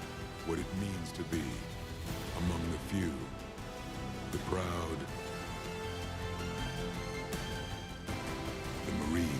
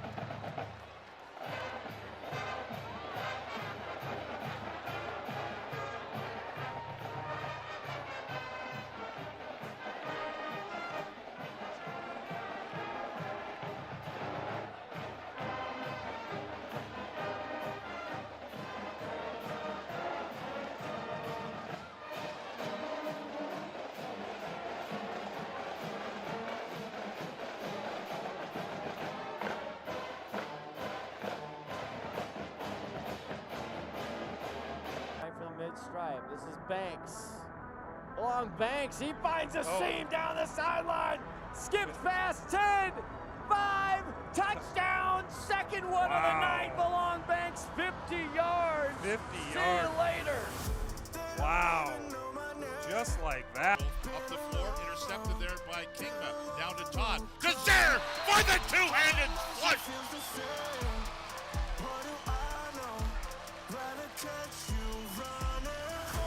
Count the basket for Brian Zaire. Hansen with a strike right at keeper. Here's the rebound again. Another great save. Dylan Faber with two bang saves at point blank range.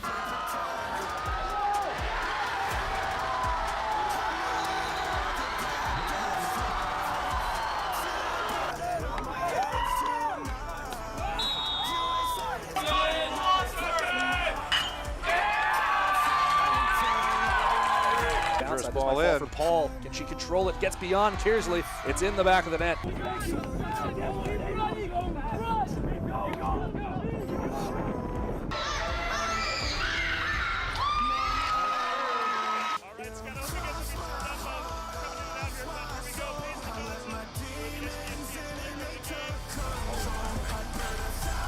drop. Here's it out. Put some zip on this thing. That is a honey, and that is a catch, and that is a touchdown.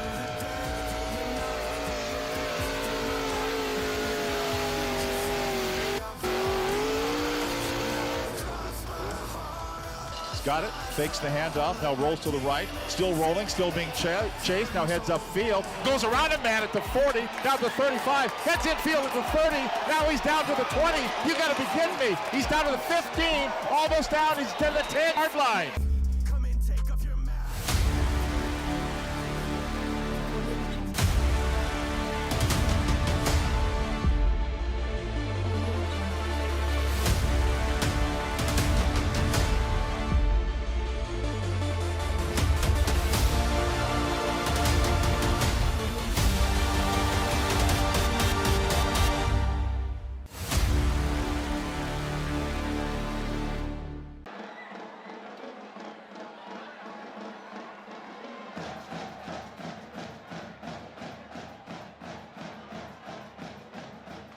Now, Tim Boyle, it looks like they're cruising to another WESCO 4A championship. It sure seems that way. It's going to take a miracle for Glacier Peak to come back. Coming back 28-0's difficult anyway, but on Lake Stevens, I think it's almost improbable. And former head coach, defensive coordinator extraordinaire, Coach Hollywood, Steve Hannan.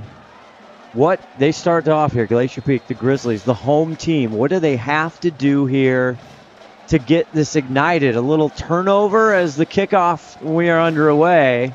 Yeah, let's get this guy tackled first. David Brown on the return. Snot out of me, these kickoffs. But yeah, across the 20. This is an opportunity. I think this is what you tell the kids at halftime. We have an opportunity here to come out in this first series, go 3 and out, get good field position, go down and score, and then let's see if we can't get some momentum, and let's see if we can't get rolling. I think that's the message. The other thing, like you said earlier, is Lake Stevens put the ball on the ground a couple times. If GP needs to capitalize on that, because GP put the ball on the ground one time, and Lake Stevens was able to capitalize on that. But they're going to need probably some help from a couple turnovers in this game if they were going to. They have to capitalize on those opportunities for sure. Colton Matson, the Phenom Jr., and Jayshawn Lamar making his debut kind of tonight. He fakes it. He gets it down over to number 7. He spins out of the tackle there, and that's Gabe Kalani. Yeah, we all look at each other like, oh, there's a good defensive play for Glacier Peak. Nice job, and it's 5 yards, and or maybe was it 4 yards that time? And I think you only give him 3, Steve. Oh, good defensive play there. Really good. That's exactly what we were talking about. 2nd and 7.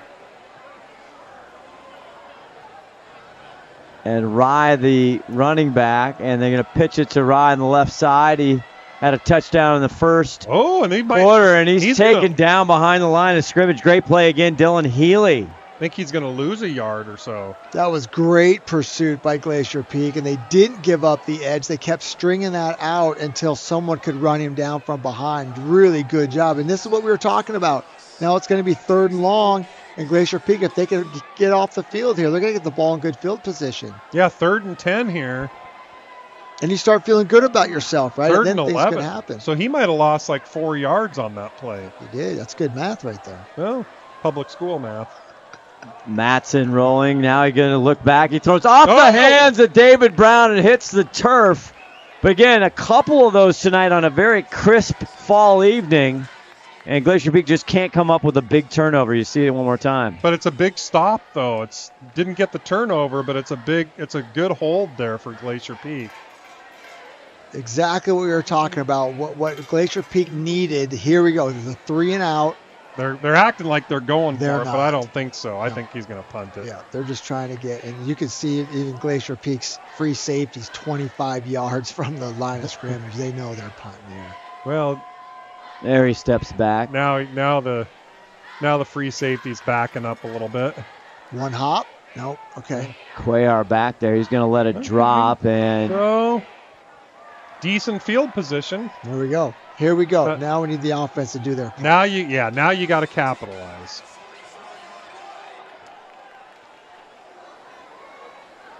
As you see, who doesn't love football? There's an Elvig in there. Always number 59.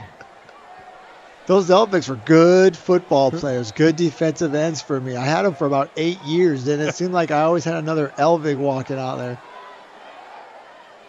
Sarah Elvig on camera. I think one of the finer children of the Elvig family. I don't think there's any question. 1st and 10.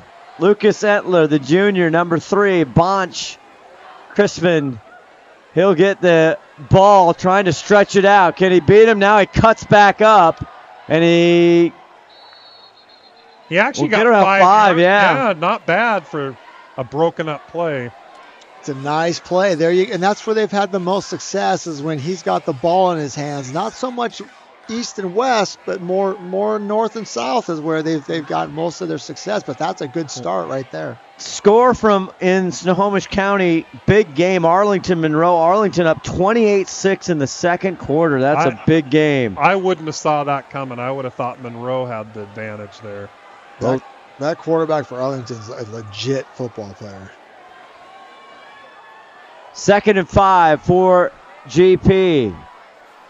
Bunch. Oh, look at that. Bunch with a first down, and he bursts in around the 40, and he's tackled by a group of Vikings here, but Crispin Bunch now getting some things going. One thing you notice here is watch how fast he hits the hole. I think that's the key to Bunch is he's just, well, it's slow motion, but he's just really fast in hitting those holes. And it's that straight zone blocking. Everyone's just zoning to the right, and Chris is getting the ball and picking his hole.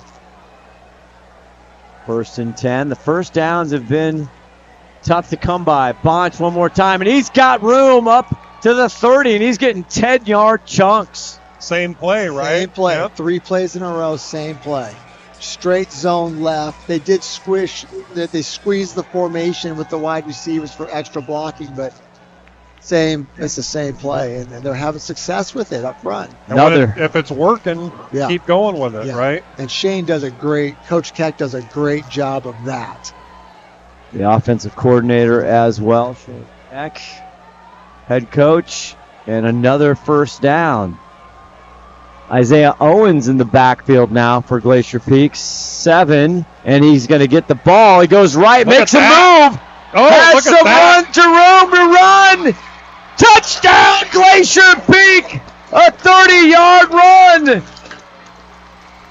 Wow, and Isaiah Owens, that's his first time carrying the ball tonight. The sophomore. He's like, you're giving me one opportunity, I'm making the most of it. Wow, he's got some explosion. I was just going to say, he's fast just like Bunch. See it one more time. And he almost falls, too. He stumbled, got his legs back under, and he's outrun everybody to the corner of the end zone. Wow. Speed kills, right? Barella tried to get to him as Kujazinski here on for the extra try. Jared. Snap is down, the kick is up, and it is good. So Glacier Peak does what they wanted to do out of halftime. It must have been one heck of a speech by the coaches, Hollywood Hannan. Yeah, I mean, that's exactly what we had talked about. That's exactly what would have happened. Now think how we're feeling watching the game in the booth, right? The whole momentum has changed. I know the score is just it's 1 touchdown, but there's a lot of time left on the clock. And all the momentum now is with Glacier Peak. Yep. They've stopped them once. They went down and scored almost effortlessly. It was just play after play after play, and they're in the end zone. And now the defense gets to go out and shut them down again. Well, from a coaching standpoint, you couldn't have drawn it up any better. They go out, they get a 3-and-out on a really powerful offense, and then they just march down the field on them and scored 7. And it wasn't a chintzy drive, right, where they got a lucky bounce on a ball or they threw the ball in the end zone and they came down. Methodically ran the ball and out physical them. Run after run after run. Really impressive. Let's go down to Ron. Let's see here. He takes it right at the 4-yard line. Here's David Brown. He's met. And the Grizzlies are getting fired up. Wow. We got a flag, though. And Ron, do you see anything down there? Oh, that was a good shot. You know what the flag is, Ronnie? I think he's been talking to Lake Stevens. He's got going on there, but he's talking to Jeff right now. White hat there, and then he's showing him what happened. Sounds like he pushed somebody. Yeah.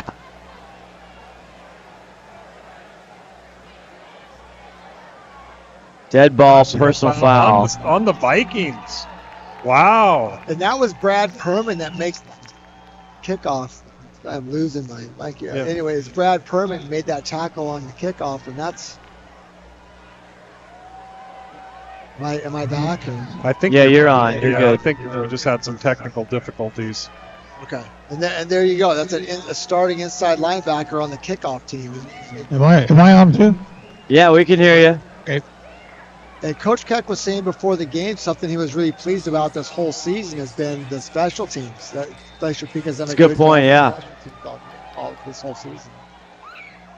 So Glacier Peak, another opportunity here Down 28-0 at halftime. They come out, get the stop, then a nice drive, a 30-yard run by the sophomore. First time carrying it, Isaiah Owens.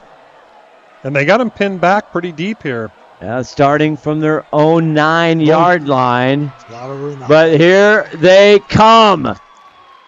Varela on the far side, and he'll get the ball way up. Boy, that's a...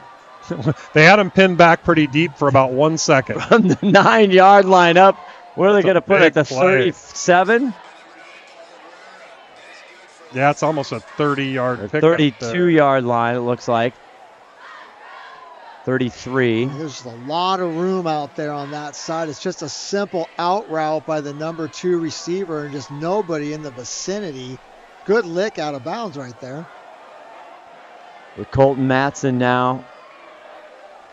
Fakes it to Lamar, back over, trying to go to Keegan Howard. It's through his hands. That could have been, that's a dangerous little play there. Yes.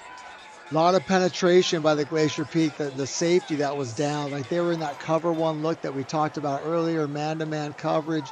To take away those fast screens, you just lose a little bit of run support when you do that.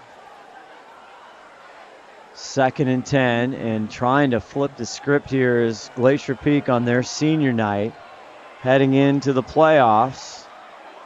Motion. Jayshon hasn't gotten the ball. Here's Matson rolling, goes across. Oh, and it's he dropped in and out it. of the hands of Keegan Howard. Oh, and he was wide open, too. Yeah, you need those breaks when you're going to come back in a game, and that's a break right there for Glacier Peak. Because he is open. Just like that, it's 3rd and 10 for the Vikings. So potentially GP can come up with a stop here. From a defensive standpoint, you want to see 3rd and 10 all day long. Yeah, absolutely. You can do anything that you want right here. They're going to bring Owen off the edge over there on top. Nope. Matson rolls empty. Now he's got time. He lets it rip downfield, going for Brown, and couldn't get the fingertips on it. And it brings up 4th and 10, and what a big stop again for the GP defense. I guess it wasn't 3 and out, but they did get 1 first down on that. Lake Stevens loves this play. They roll out to the right. They flood concept it all the way out to the sideline, and then they throw it the backside post when they've got the whole defense rolling here, and you're one-on-one. There's no choice. You have to be one-on-one. Lake Stevens does a good job of hitting that for big yards and a lot of times. And it was close to being a reception. It was. There's the little pooch. Oh, a short. Very off the side of his foot. Oh, and it took a Glacier Peak bounce, too. So GP's going to get that on the positive side of the field there at about the 49-yard line. See, and all those little breaks that were going to Lake Stevens in the first half has started to go to Glacier Peak's way here in the second half. And I think, that's what you hope for, right? At halftime. Things did not go well in the first half, but guess what? They scored 28 points somehow. Why can't we in one? If, like you said, if they can get the breaks, then, who knows what can happen. Well, things didn't go well in the booth at halftime. I ate all the peanut M&Ms, and I can't stop hearing about it. Well, it was only a 1-pound bag. That was a big bag of peanuts. 1st and 10 for the Grizzlies. Bonch now in the backfield. He'll take the ball, and he'll shove his way up as Solomon gets him, and he gets 2 or 3. Ron Henthorn, the mood has got to change. I'm sure it's changed a little bit as you're on the GP sideline. It's definitely changed down here on the sideline. These kids are all fired up. They think they're in this game, and I think they might be. Ron the Wedge Henthorn. Nobody. I can see Ron. He's all bundled up down there. Yeah. Nobody cuts into a conversation like the Wedge. He's more popular than we are. Oh, unbelievable. Autographs. He's invited to weddings. It's unbelievable. Bonch. Ooh, this time he's cracked down. Big 52 again. Mason Turner right there. He's a football player. Mason Turner, 52, right? Yeah. Come on now. He's the guy that looks like he looks like he'll be playing on Saturday. Yeah, he's just somewhere. He's got the right build for sure. So 3rd and 6. This is kind of a big 3rd and 6 here as we start out. 6:59 left to go in the third quarter. Can they cut this down to a one-score game or two-score game? They're going to throw the ball at some point, Steve? Or it doesn't look like it here, does it? They're going to throw it. Bonches out. Francis Crocker there, and he fakes it, and here's Entler. Entler tries to. Okay, now I think it's 4 down. I think you got to go for it here. It's going to be what, 4th and 2 maybe? Is it a long 2? 4th and 2.5. But I think you got to go for it for sure. 4th and 5 probably. Nah, 4th, not that much. Is that way back? 4th and 3 they're calling it. They spotted him there. But it's on Lake Stevens' side. Yeah, it's on the plus side of the field. I think it's a no-brainer. I mean, if you're the Chargers coach, you're going for it. Every 4th and time. 17, and he's going for it. How's that working out for him? Not good. Staley, don't get us going. He's the dumbest coach in the NFL. He definitely makes the worst decisions. There's no doubt about that. What is your favorite? Entler drops it. He kicks it again. Blake Stevens gets it. Another huge turnover created by the defense, and the snap on a critical 4th and 3. Yeah, and part of that is he couldn't quite pick the ball up again. It got kicked again, and sometimes those broken plays can work out for you. Pick it up real quick, and things happen. You start cooking. But unfortunately, that's a bad break there. The momentum train just stopped in its tracks for Glacier Peak as they're trying to get back in this ball game. God, you almost need a big play on defense now. You almost need a turnover, a fumble, an interception, a return for a touchdown. Something's got to happen big. That's going to be 5. That's going to back them up 5 yards there. Delay a game. Look at that. No, I'm sorry. Illegal substitution. There you go.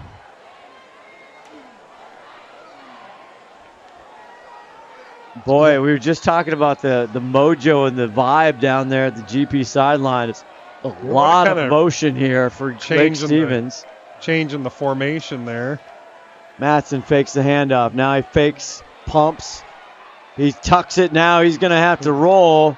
And he'll get a lot of yardage and goes out of bounds. Another Vikings first down. He crosses inside the 30. And again, that's one of those where they're getting a little bit of penetration. They're getting him to move out of the pocket. They just can't catch him. I never like to agree with you, Tim Boyle, but he has got some wheels. He does. I told you, he's sneaky fast. He really is.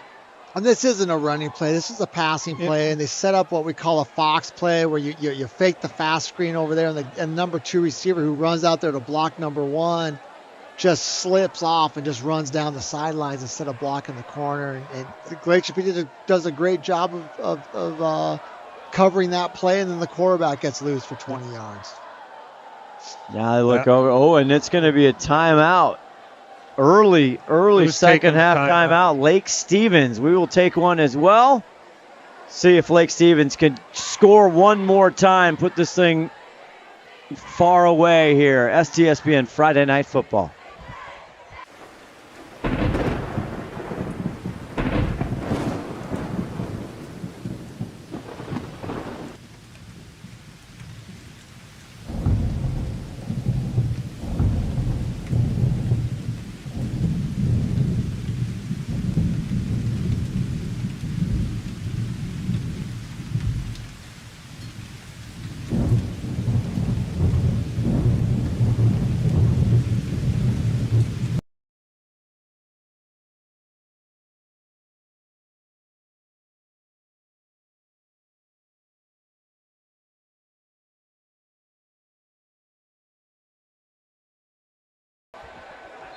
Back here, Scott Ohsman, Tim Boyle, Steve Hannan, Ron the Wedge Henthorn with you. So 1st and 10, they call a big timeout, and they throw it left. Varela. And he'll gain around 8 or 9 before he's pushed out of bounds. Good open field tackle there. Is that the running back out of the backfield? Oh, no, it's bubble screen. Yeah, that's they've got the 4 guys in the box, and they got extra players on the edge to stop that play. And the defensive coaches do a great job of sniffing it out. We're in the right package, and then we don't stop it. Well, sometimes when you're executing perfectly, they can know the play's coming, and you still can't stop it. That's good execution, right? Rye in the backfield now for Lake Stevens. Matson. Rye! Down inside the 10 for Lake Stevens, and Rye wants his second TD of the night. And again, look at, they're in a light box. They're begging Lake Stevens to run the ball, and they run the ball. Yeah, coming back. Oh, it's coming back. A big piece of laundry down. That's a big penalty there. It's to negate a big run. And what was the penalty? Do we know yet? Let's see. Ronnie, do you know what the signal was? I thought he signaled block in the back. I'm not sure. They just tackled. Yeah, I think might be a hold. We got to get a shot, Sarah. You should get a shot of where Ron is. He's literally one of the coaches on the sideline. That's why he's the wedge. Ron looks like the guy that holds the coach back by the pants, you know? Second 10. Oh, nice. Varela, and it's incomplete, in and out. Was it a catch, though, Tim Boyle? Let's go to the replay. It looked like an incomplete. Send that to New York. I didn't hear a whistle, though. Was it a catch or not? I think it was incomplete, but you got to play through it, though. Yeah, was there a football move? That is great. Well, yeah. It was a football move, and he had to take 17 steps. 3rd and 10. And act like he caught it. If you know, you know what we're talking about. The National Football League. In college, that would have been a catch. Yeah, 3rd and 10 here. Matson back. Plenty of time. Throws it. It is caught. It is caught. It is caught. It was Stephen Lee like Jr. It was skimming the ground here. We'll see it again. But apparently that's a catch. Ooh, that was close. There's Ronnie right in the middle of everything. What did you see, Ronnie?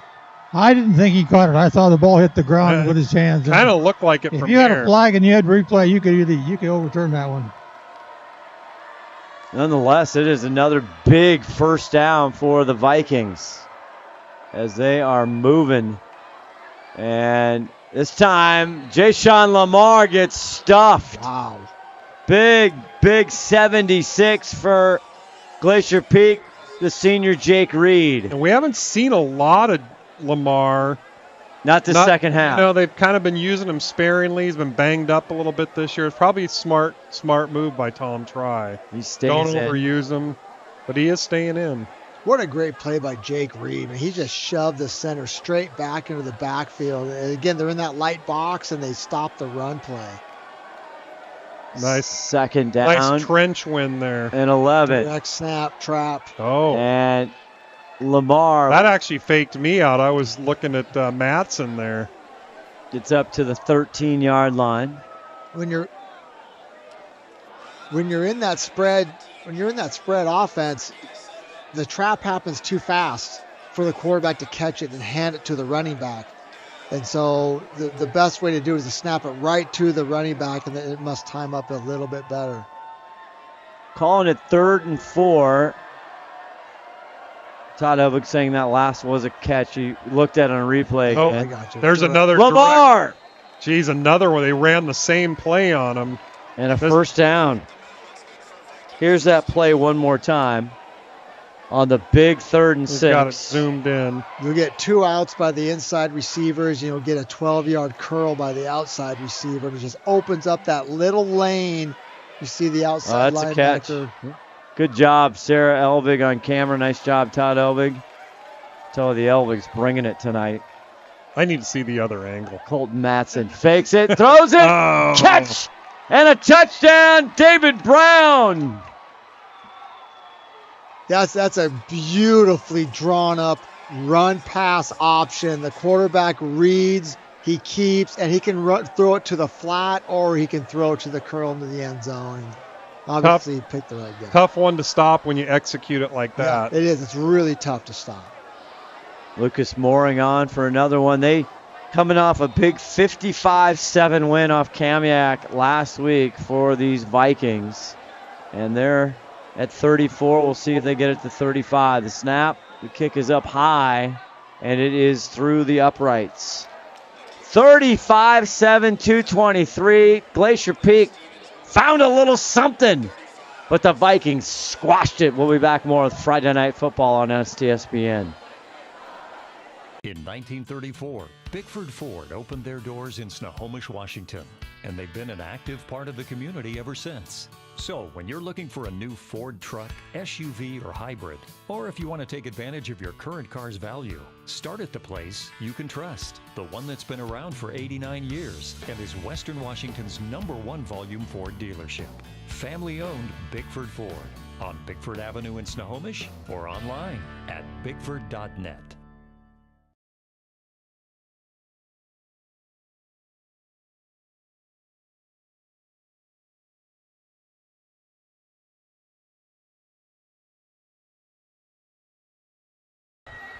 Back here having a good time on Friday Night Football. Scott Ohsman, Tim Boyle, Steve Hollywood Hannan, and the Wedge out there bearing with the cold night.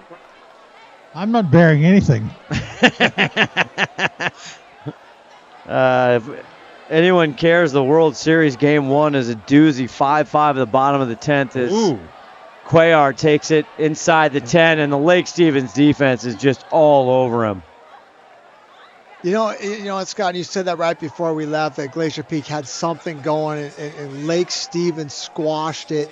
And you know what? That's what really good teams do. Yeah. You know, you're going to have moments in a game where the other team has momentum, and those good teams just squash it. I agree 100%. And Glacier Peak can probably make these mistakes against all those other teams they beat. They've probably made similar mistakes.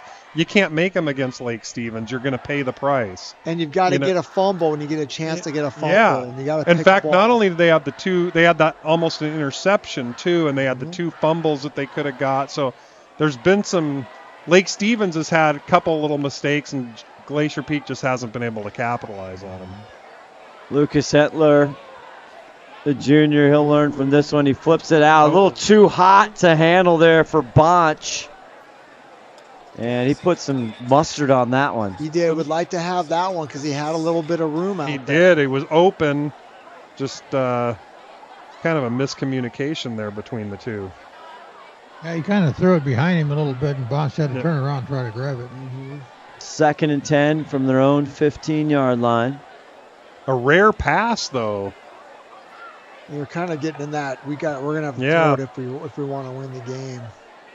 Bonch, nice move. Now he's just bundled up on a cool night there by white jerseys. Again, Mason Turner, what a stud. Back to your point there, it's like, does Glacier Peak stick with their game plan? Do they have enough time to run the ball? Or do you got to start passing the ball? It's tough. It's a tough call there. It's a tough call because their most success they've had for big yards has been on the ground, not in the air. But the problem is, it's with 1 minute and 40 seconds left in the third quarter, you may not have time to keep running the ball. Can you win a game that way? I don't know that you can. Bonch in the backfield. Ben Williams, their leading receiver, number 11 on the near side. He has been quiet tonight. They get this one. It's caught by Cuellar. Cuellar is going to get across the mark to a first down. Did he get out of bounds? Yes, he did. The clock stops at 1:18. But Ben Williams, talking about, I know it's mostly a running team this year, but he's got 21 catches, 340 yards. He's been not much going on, hardly been targeted tonight. And he's a senior, 6'3" senior. You see him at the bottom of your screen. They're facing a much different defense than they've been facing all year. 1st and 10. Williams in motion there.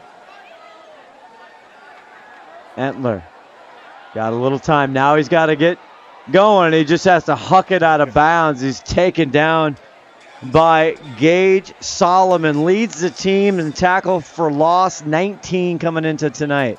Entler's a little slow to get up there. I don't know if you noticed that. Yeah, he's kind of like hunched over a little bit. Yeah, he looks like he's hurting a little bit. It looked like the pocket was there when he first hit his back foot, like if somebody was open for him, and I can't see what he was seeing, that he had a chance to get that ball. I agree. He had a little bit of time, and it just didn't. Just wasn't anybody to go to apparently. 2nd and 10. 1:11 left to go in this third quarter. Isaiah Owens gets the carry. He had the touchdown, the 30-yard touchdown run to open the second half. Bring up 3rd and maybe 7. Looks like Skibble's coming off. Yeah. And we were talking to both coaches talking about their health, and they said, yeah, we're as healthy as we can for week 9. I mean, it's just you're banged up, right? You're fighting through stuff. Yep. And I guess Glacier Peak had some illness, not just injury, but a couple of kids were sick. Yeah, that everybody in the world is sick. It's going through that, right? It's going through all kinds of stuff. Not in here. No, we're good. Tight. Okay, big one. 3rd and 6 here. 27 seconds left. Entler lets it rip. Yep. Incomplete. Trying to go for Isaiah Cuellar and just no one couldn't open. quite pull it in. It's like we had a guy downfield anyway. Well, it doesn't get called, so. Nice throw. Again, good coverage there by the Vikings. And 4th and 6, they're going to punt it. Yep. This is, they're almost at that point where you got to really consider going for it because, you're down 35-7. And punting the ball away probably isn't going to do it for you, but it's pretty deep in their territory. I think it's the right thing to do in this situation. You got to trust your defense is going to get the ball back to you with minimal amount of time off the clock. But. Yeah. Varela there back to receive the punt as he watches it bounce. Takes a Lake Stevens bounce there. Yeah, pick that thing up right away, fellas. So if you're Lake Stevens, do you keep the quarterback in, Coach Hannan, or do you go to your backup now? I mean, it's not crazy. I mean, 35-7, but it's kind of in hand at this point. It's in hand, but I still think you're playing your guys. I don't think it's that out. I mean, we just saw a big momentum shift, just a little, and we've all been a part. We've all seen games where the momentum shifts so far, so fast, you never saw it coming. Yeah, and then it gets turned on you. So I think Lake Stevens will still come out with their guys and say, let's get one more on the board. I agree. I think one more on the board, and you probably do start switching people out. State playoffs start next week. We'll have, I believe, early indications, no commitments, of course, but from Lake Stevens, whoever they play, it'll be right here on STSPN. Oh, and a nice big hit tackle. in the backfield. Wow. For Glacier Peak, and that is number 6. Owen Gluth. Owen, yeah. He's a big player, Owen Gluth. He plays a lot bigger than his size, I'm here to tell you. He's tall, but he is thin. But he's a good tackler. He's a good hitter. He's got a great nose for the ball. And he was a good football player. Timeout on the field. We'll take a little break. You're watching Friday Night Football right here, presented by Les Schwab Tire. I heard a crack and there's water everywhere and... Bend the knee to spot the leak. Didn't think I'd find you there, huh? So, can you fix it? Oh, thank goodness. You're all set. Have a good day.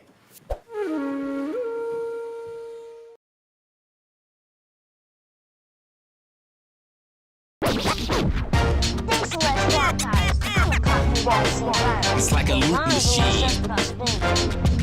Around town, trying to get down. Now watch your screen.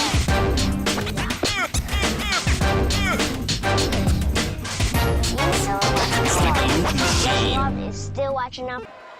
Back here, Lake Stevens, 2nd and 11. Matson, empty set. Now he's got pressure. Gets it off. It's caught by Keegan Howard there. And again, 6'1" junior. Owen Gluth on the pressure there.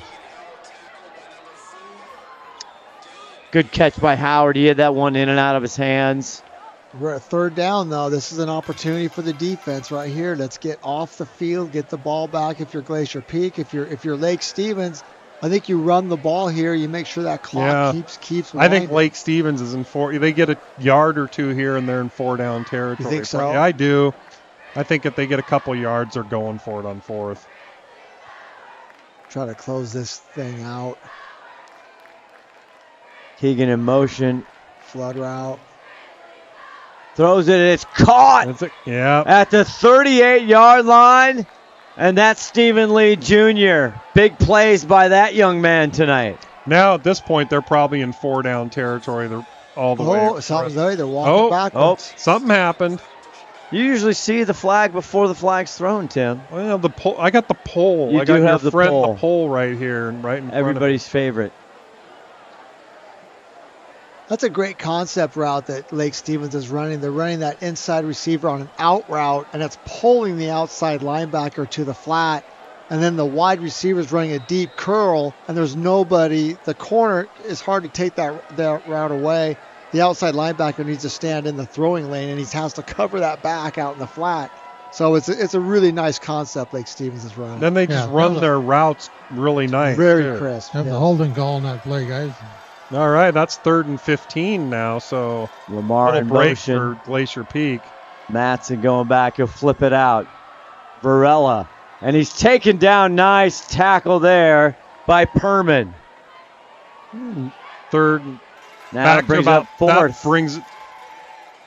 Oh, it is. I thought that should have been a play. That's a good play by an inside linebacker. They're running a mesh concept where you got two guys running right at each other at about the 5-yard mark, and those inside linebackers have to turn them loose and switch right away to hold those both of those routes, and they did a good job right there. 4th and 5. Yeah. You think they're actually going to go for it here? I'm guessing they are. No, they're trying to draw them off sides. I might punt this one again. I don't know. This is a tough call. I think I punt this. My defense has been really good tonight if I'm Lake Stevens. Right, they just stand and look at it, and what? Now they're going to time out. They take their second timeout for Lake Stevens. I don't think he's too worried about the timeouts right now.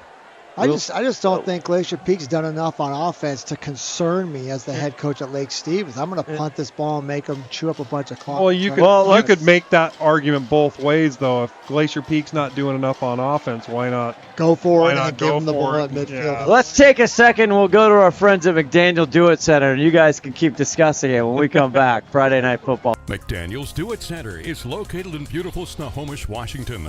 Locally owned and operated for over 40 years. They are proud to provide the Snohomish Valley with exceptional hardware, tools, lawn and garden, and sporting goods products. Their commitment to delivering legendary customer service and their outstanding employees continue to make McDaniel's the best and one of the most recognized do-it-best centers in the nation. Stop by and experience for yourself the difference between McDaniel's and the big box stores. Discover why so many people are choosing to shop at McDaniel's. McDaniel's Do-It Center. I tell you, I haven't been there. I gotta get down there. Tim. I love hanging out down there. Oh, I could best. spend an hour in that the place. Absolute best. I got some things I need to pick up. So 4th and 5. He keeps it. Matson running now. Lets it fly. It's caught by Varela. He caught that? Good Lord. Matson had a lot of pressure on him. How did he catch that? I got to see that again. Matson's kind of running for his life here. But I got to tell you, that's a hard throw to make when you're running and you're rolling out that way and you make that throw. That's a tough throw.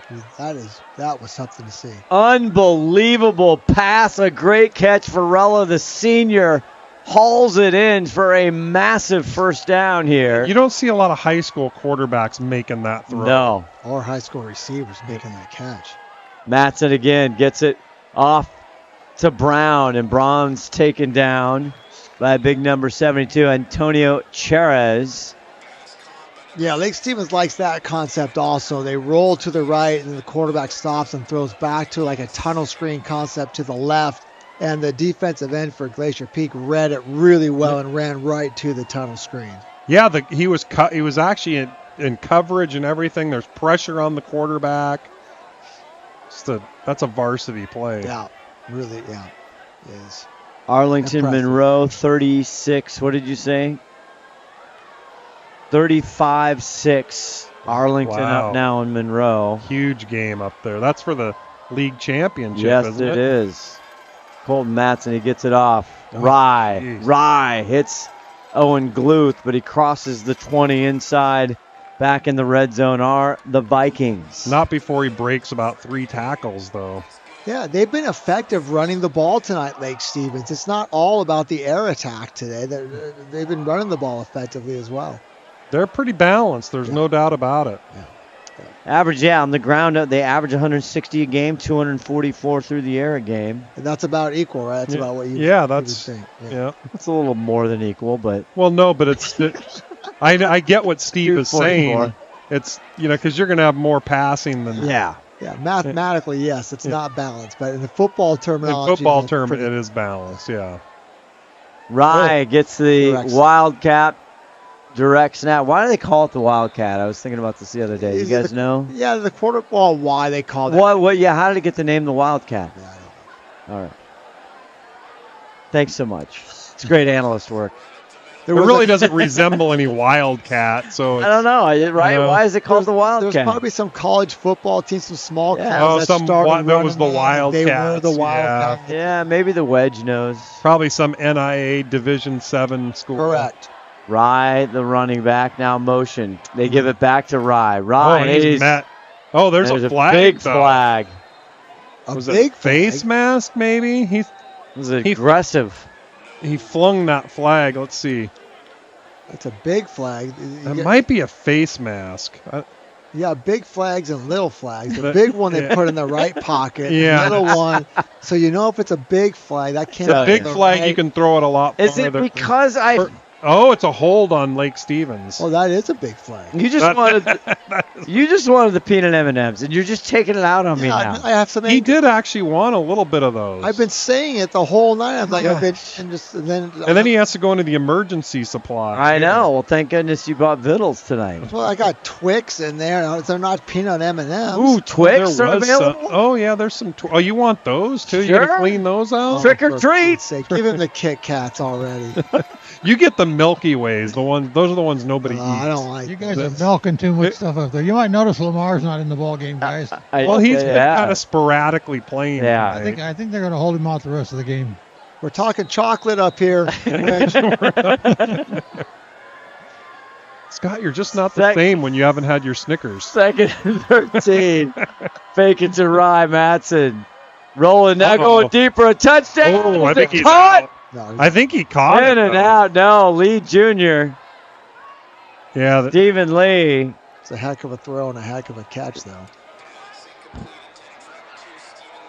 Remains 3rd and 13 now. Yeah, good coverage. Everybody was right where they're supposed to be. Would have had to have been a perfect throw and a perfect catch and just not quite enough room. College football heating up. Getting down here towards the end of the season. Go Dogs. Some big games. Yeah. He said go Dogs. Yeah, Huskies. He said it quietly, though. No dogs allowed up here. Matson, far right side, going to Stephen Lee Jr. It brings up 4th and 13. There. 4th and 13. What are they going to do, Coach?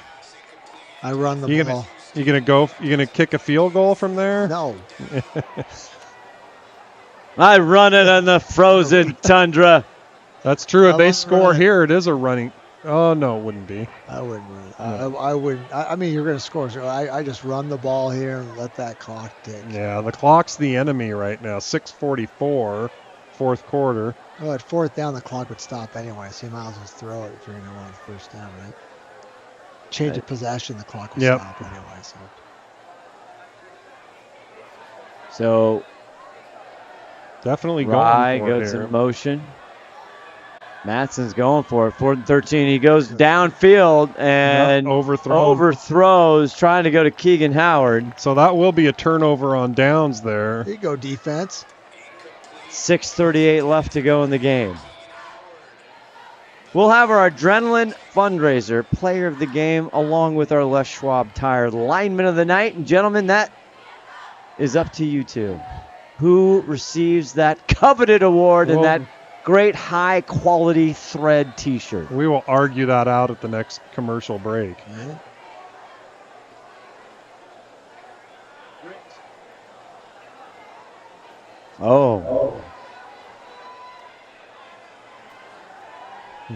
Yeah, great. We were listening to what's coming next, the next season of STSPN, where the handoff to Bonch, and he's met with a pile of Vikings. What do we know about the future for Glacier Peak now? If they come out and they don't win this game, what do we know? Sunday, they'll be in Sunday night. They're gonna, I guess, powwow Sunday night, and that's when they're gonna decide who's going where. And I don't think we know yet. But at Glacier Peak being a lower seed, I'm guessing. Yeah. They're going to be traveling somewhere. Most likely. Sometimes the number 2 out of WESCO does get a home game. Yep. Well, we don't know yet. 2nd and 10, under 6 to go. Etler gets it off to Bonch and Crispin. Not much. And now he's getting some runs. Crispin Bonch had a chance to talk to that young man at the WESCO Media Day. Oh no. Somebody down on the field. We do not like that. We've actually been pretty good this whole night. He's laying very still. Yeah. Is that who Bonch ran right into? Because he was right in the middle of that.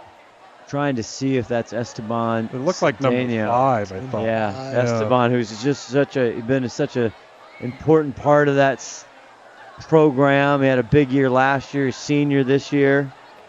He's been all over the field tonight, too. Yeah, he's always been good. We'll take a break. We'll let him tend to that, and we'll step away. They're worried about his neck.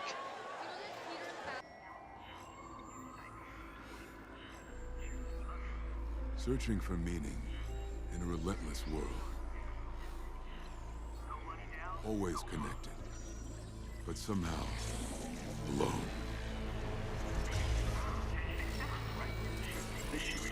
Trapped by illusion.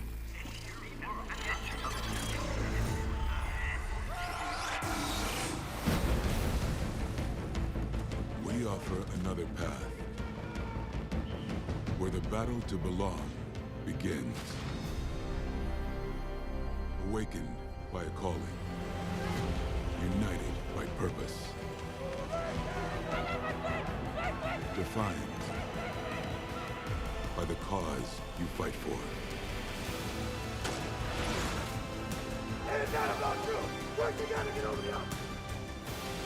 No one can ever take away what it means to be among the few, the proud. Third and 8, and Chris Bonch. Let's see where they're going to mark him. And as an FYI, that gentleman did walk out on his own on the field, so he looks like he's going to be okay. Probably a little stinger there. Yes, 5:14 and counting here. Always good to see. Absolutely. We've had a good game. I don't want to jinx it, but we've had a really good game tonight as far as clean game, injuries and whatnot. So 4th down. 4th down, you got to go for it, right? I mean, well, they're set to punt. What? They're going to punt on 4th and okay. Well, 35-7 game, probably out of hand. It's a nice punt away, and Varela made that tremendous catch. It took a Lake Stevens bounce backwards. All right, well, here's an opportunity to see, watch it. Glacier Peak, this game, it looks like it's under wraps here for Lake Stevens.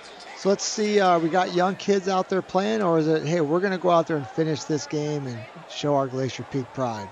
I would think, what do we got? There it is. Oh, look at that. And by the way, just so you know, you are watching it for free on STSPN. Right. We are. We don't charge like the competition does. And they don't get the commentary like that. That's right. No. I mean, this is worth a lot of money. Free entertainment. Talking chocolate up here. Lewis, and it's a direct snap. And here's Jay-Sean Lamar. And Jay-Sean Lamar still in the game at 35-7. So right up to the 30. I would have thought you might see some second and third stringers in right now. But you got the starters out there. Yeah. All those numbers are numbers we've seen all night long. Here we go, and it's just hard to bring him down. Even One another tackle. touchdown's not going to get him there. So, no, it's got to be up by 40. 42-7. Public school math. I've been the victim of that. It's a 1st and 10. It's ridiculous. Barella in motion. They get it back to Lamar. Lamar punches his way up, and he just pops up and says, I'm ready for more. Well, I'm glad he's popping up, but, man, if that's a little the risky. Yeah, you want to ride that horse in the playoffs. I'm not sure. Yeah, 35-7, and he's been banged up a little bit. Only his 5th game of the year. Maybe that's it. Maybe they want him to take some snaps and take some hits, but I think I could do that next week. Yeah, I'd have him. I'd have him sitting right now, but I want to make sure I get square. I guess, Tim, do I owe you money? Do you take Venmo? I only had $3 in my pocket at halftime. You wanted to make sure the entire booth knew my cash on hand? You actually had cash on hand, which is kind of strange. Strange stuff in there. Lake Stevens! Oh, in and out, pops off, trying to go to Brown. That was a hot potato. That was 6 points he was staring at. It just went right. It was actually a well-thrown ball. That ball, when it's cold, it gets a little slippery, a little slick, a little hard, right? No? Yes. Yes? Absolutely. No What? question. It gets hard. It gets slick. Where am I? And it's Yeah, and it's when it's cold out and How cold is it? about 1. Oh, you got some almond brother. These guys are going to have to pick our Adrenaline Fundraiser Player of the Night game and our lineman of the night for Les Schwab there, as the Vikings still at it. Lamar. Jay Sean Lamar picks up a 1st down. They got to be trying to just get in from yards for his stats or something. It's crazy to keep him out there. I tend to agree with you, Ron. But I'm sure he wants to be out there. He's fun to watch.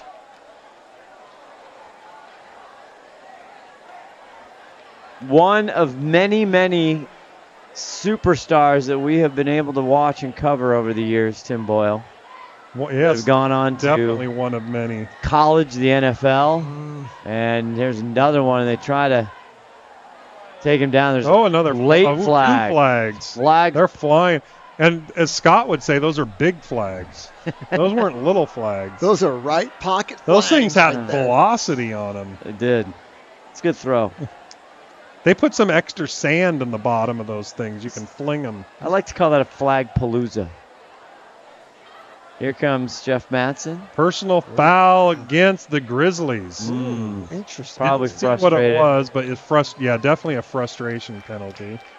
My goodness, the Rangers in 11 win Game 1 of the World Series. 6-5. Excellent.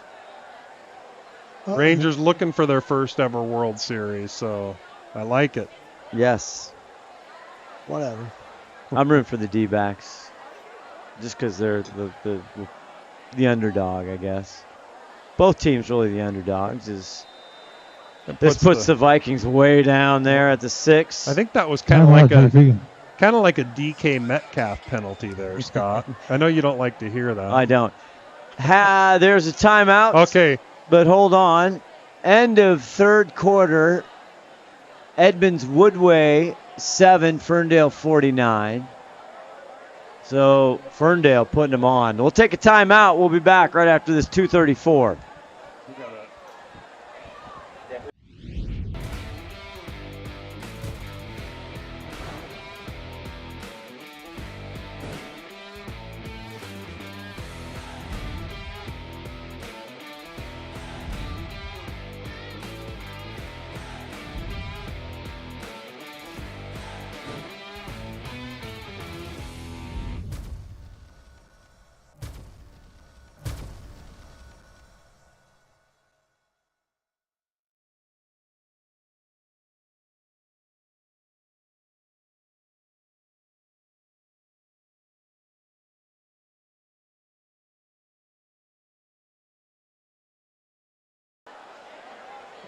Back here, Scott Ohsman, Tim Boyle, Steve Hollywood, Hannan. They are duking it out mentally. on our player of the game, Adrenaline Fundraiser player of the game, and also the lineman of the night for Les Schwab. Lots of guys to talk about tonight. For player of the game, we're going with the QB. The Lake Stevens quarterback, the junior, Colton Matson, 12 and white. What a night for that young man. What a season. He's over 2,000 yards. Absolutely. Part of the reason he's got under pressure a whole bunch tonight, and he was just able to escape it every single time, keep his composure. He had the one rollout pass where I have no idea how he made that throw, where he's getting pressure, rolling out, and hits the receiver who's covered. So some big plays by the QB. What was his rushing yards tonight? He had to have been 60-plus yards of rushing. Easily. Lamar, first and goal from the 6. Still on his feet. He punches through. How did he do touchdown. that? How did he do Stevens. Yeah, it looked like he was stopped early there. Glacier Peak does a good job of filling up the Look gaps. at number 54 on the block there, and he's going to be our lineman of the night. Our lineman, our Les Schwab lineman of the night, 54 for Lake Stevens, Mason Turner. Springs him for the a touchdown. 6'2" senior. He just put the cap on it. We were going back and forth. That just kind of sealed it right there for him. They've had a lot of linemen today do a good job, Lake Stevens, on both sides of the ball. Lucas Mooring on for the extra try. He has been a busy kicker tonight.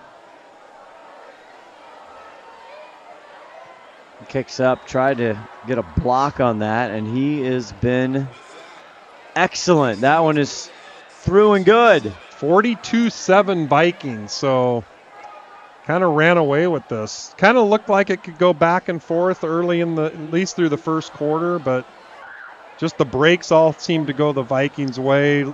GP couldn't capitalize on a couple mistakes. Lake Stevens obviously capitalized on almost every mistake GP made. Yeah, and it kind of comes back to that second half. You're already down 28 zips. You're thinking it's going to be rough, and then Glacier Peak couldn't have scripted a better beginning to the second half. And you think, okay, here's their opportunity. And then we boot a ball, and we lose a bunch of yards, and then we give up another touchdown, and then it was going to be tough. The team in blue. Steve's former team. But it goes back to one of my favorite lines a coach told me. It's hard to coach against better. It really is. And it is, and it's funny and everything, but it's true. When the other team's just a lot better than you really can't do much as a coach. Now, talking to some of the assistant coaches for Glacier Peak, they're real excited about the sophomore class. They were undefeated in freshmen. They got some youngsters coming up. Again, this team is together. Obviously, they got some seniors, and shout out to all the seniors tonight on senior night. This is such a big deal, high school football, and it's not the way you want to end if you're Glacier Peak, but they'll have a playoff game coming up as Mooring kicks it off, takes a hot bounce there, and Cuellar, he's in the end zone. He's got can't run it out in high school. Yeah, that one will be a touchback, but once it goes into the end zone. All the moms out there, the dads, all the laundry, right? The trips to Costco to fill the fridge and the freezer. These kids eat. You know what? When you have great athletes, typically there's some good parents and a lot of parental support behind it.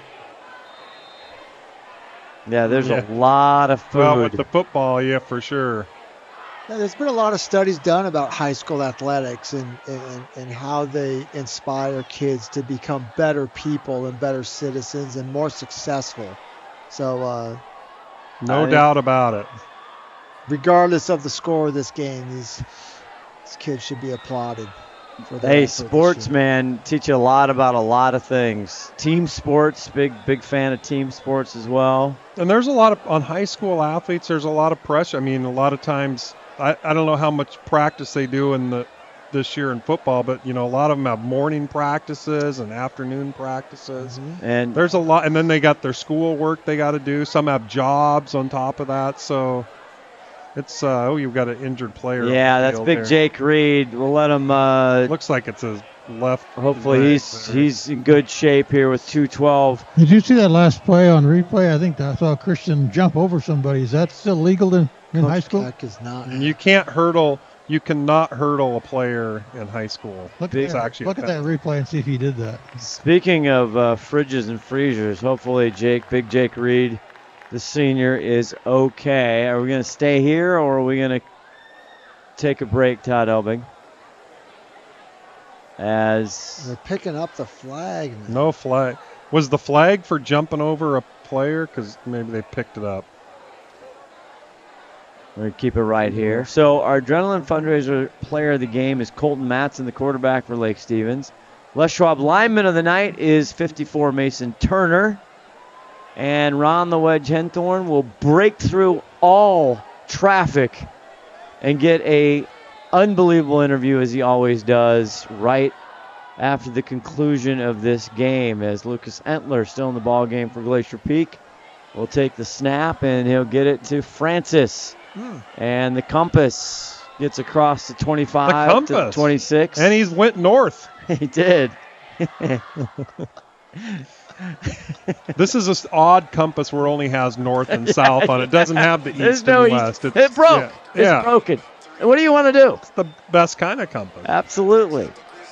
What was your nickname in high school? Oh, they called me the compass. That's legendary. It's one of our better ones. Oh, yeah. Maytag Man was pretty good. That's the wrestler. Bye-bye, but the wrestler. The wrestler. The wrestler. That was our first nickname, I think. Outstanding. Sean Elledge, the wrestler. Who's the best defensive player you ever had here? I'm going to put you on the spot. Man. Or at least name a couple of them. Yeah, John Frolin was. Yeah, well, hey, he went D1. Yeah, he was. Mo was a dominating. You're going with the player for defensive us. lineman there. Yeah, Fafita. That's where I'm starting. Yeah. Younger brother Fafita, still both playing. Of them, Malachi and there's not the compass. That is. He went east and west too. A little east and west. He must kind of have- was like northeast a little bit. He went to the watch repairman and got that fixed east and west. Good job there by Francis Crocker. Winding the clock here who for under a minute to go. I think maybe even the best player we've ever had here.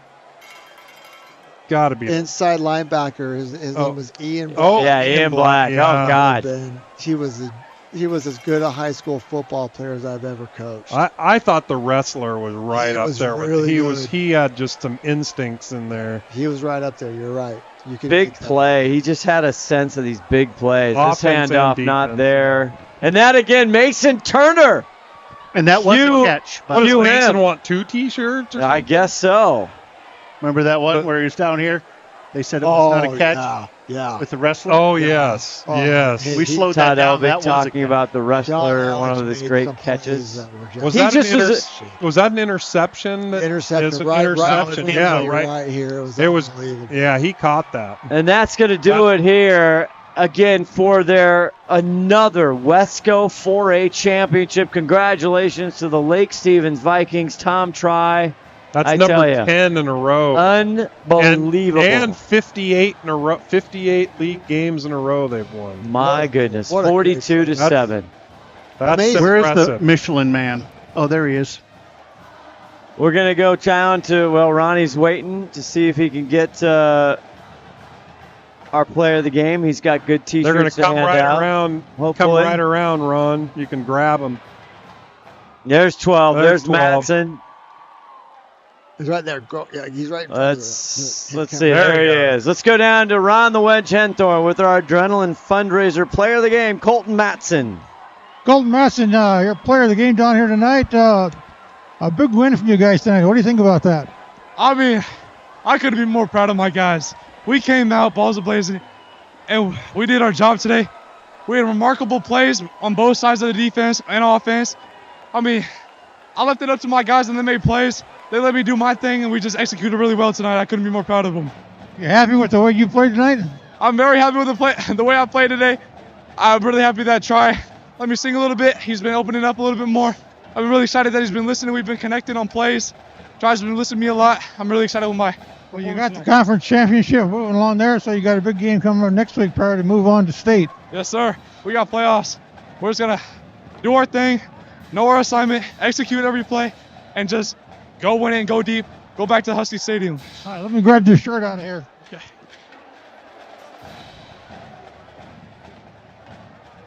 Got to go into the closet, Ron Henthorn. What a game by Matt. Hold it up in front of you.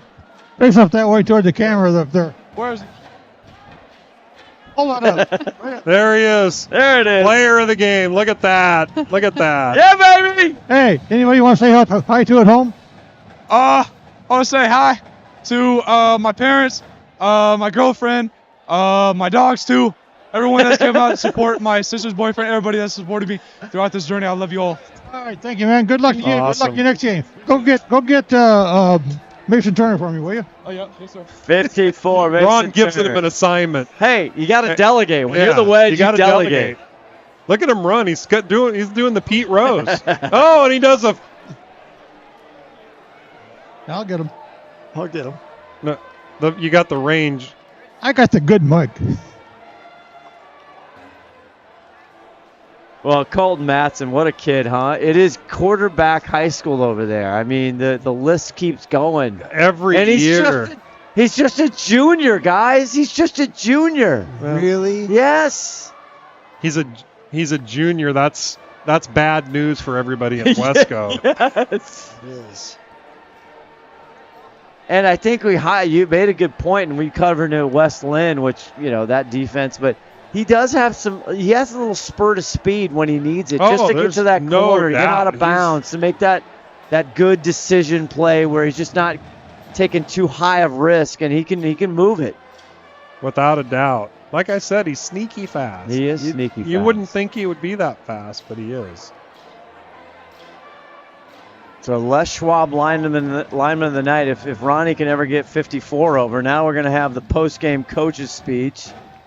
They're handing out Viking hardware. Look at that. 44. Solomon gets the Viking hat there. And Ron watching on. Looks like a party going on down here. Well, they're taking it. This is, again, they're another WESCO 4A crown as everybody's hanging out as we wait to get our Les Schwab lineman of the night. While we're waiting, what do you think of the matchup the Seahawks have this weekend? The Browns come in. Is Deshaun Watson playing or not playing? No, he's not playing. It's a P.J. Walker show? P.J. Walker. But historically, the Seahawks have not done well against backup quarterbacks. Excellent For some reason, they've just struggled with backup quarterbacks. I think they're favored by 3 at home. Basically, so that means it's like a pick 'em. Boy. Throwback jerseys. Throwback jerseys yes, are that's awesome, exciting. though. Here's what I think, and I've given this a lot of thought in the last 6 or 7 seconds. I think the defense for the Seahawks is going to come up with some points. I think they have to actually they got to do a big play turnover, and they got to score some points for the offense. I think it's going to be a rough go for Gino and the boys. Should be. Yeah, I think Myles Garrett's been just a beast the last couple games. But the Seahawks defense has really kind of stepped up the last couple games. It's weird. It is weird. You wouldn't expect it. I don't trust them yet. Now, speaking of our defense, right? The number 5 overall pick, Devin Witherspoon. They call him Spoon. He did a whole thing, Little Spoon. See, I think he should be called Spork. I mean, have you seen the kid hit? He's no Spoon. I'll tell you what. His hits. They call him, it's the Legion of Spoons. Yeah, I know. It's the Legion of Sport. Oh, the Legion of Spoons. Yes. How about that? I like that a lot. But he's laid some wood on people. Has. Holy smoke. He has. Unfortunately, a couple of them last week didn't count because there were some penalties. Yep. Boy, he's Hang on a minute, guys. I got a coach on here. I think his name is Tom. Yeah, let's get Tom Try, the head coach. Tom, there he is. Look pretty heavy here tonight, man. Yeah, well, we just beat a good football team on their field for another WESCO championship. I'd say I'm happy, yeah. And you're moving on. You got the championship, move on to a big game next week. You got any idea who you're playing?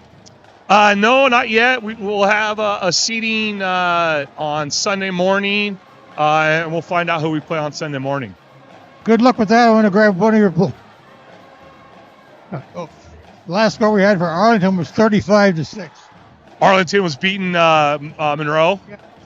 Yeah, Arlington's good this year. That does not surprise me that much. I know Monroe's good too, but Arlington's a darn good football team. I believe that.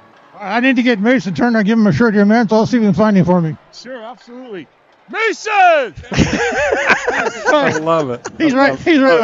Thanks, Tom. Good luck. Hey, you bet. Thank you very much. Well, this is like Hard Knocks. We're like in practice. Mason, good. Thanks for getting out here, man. We finally found you. Yeah, we were over there just celebrating. You had a good time in the trenches down there tonight?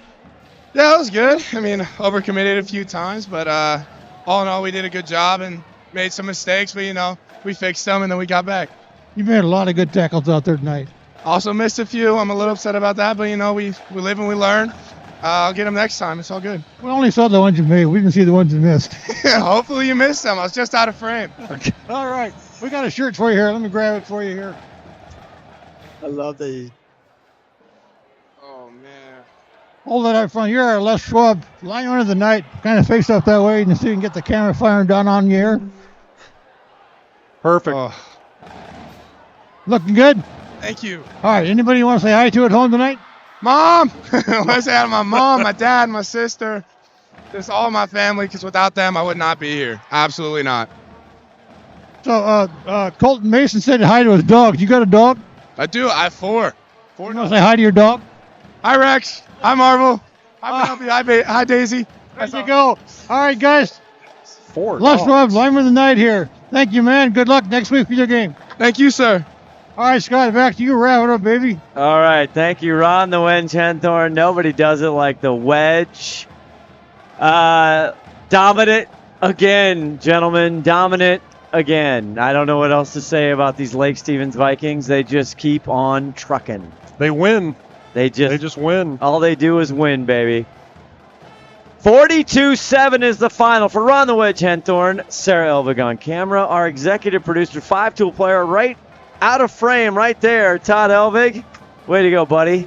Steve Hannan, thanks for coming. Deanne, way to be here. Tim Boyle, Scott Ohsman, good night, everybody. Good night. Right from the mid-stripe. This is Banks. Along Banks. He finds a seam down the sideline. Skips past 10. 5. Touchdown. Second one of the night. Along Banks. 50 yards. 50 See yards. you later. Wow. Just like that. Up the floor, intercepted there by Kingma. Down to Todd. Glacier for the two-handed flush.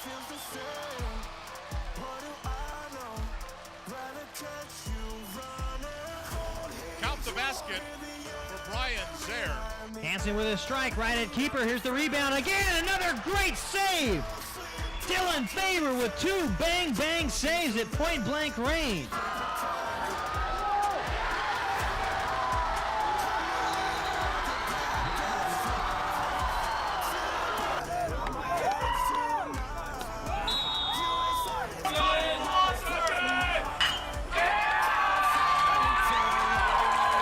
First ball in. For Paul. Can she control it? Gets beyond Kearsley. It's in the back of the net. Straight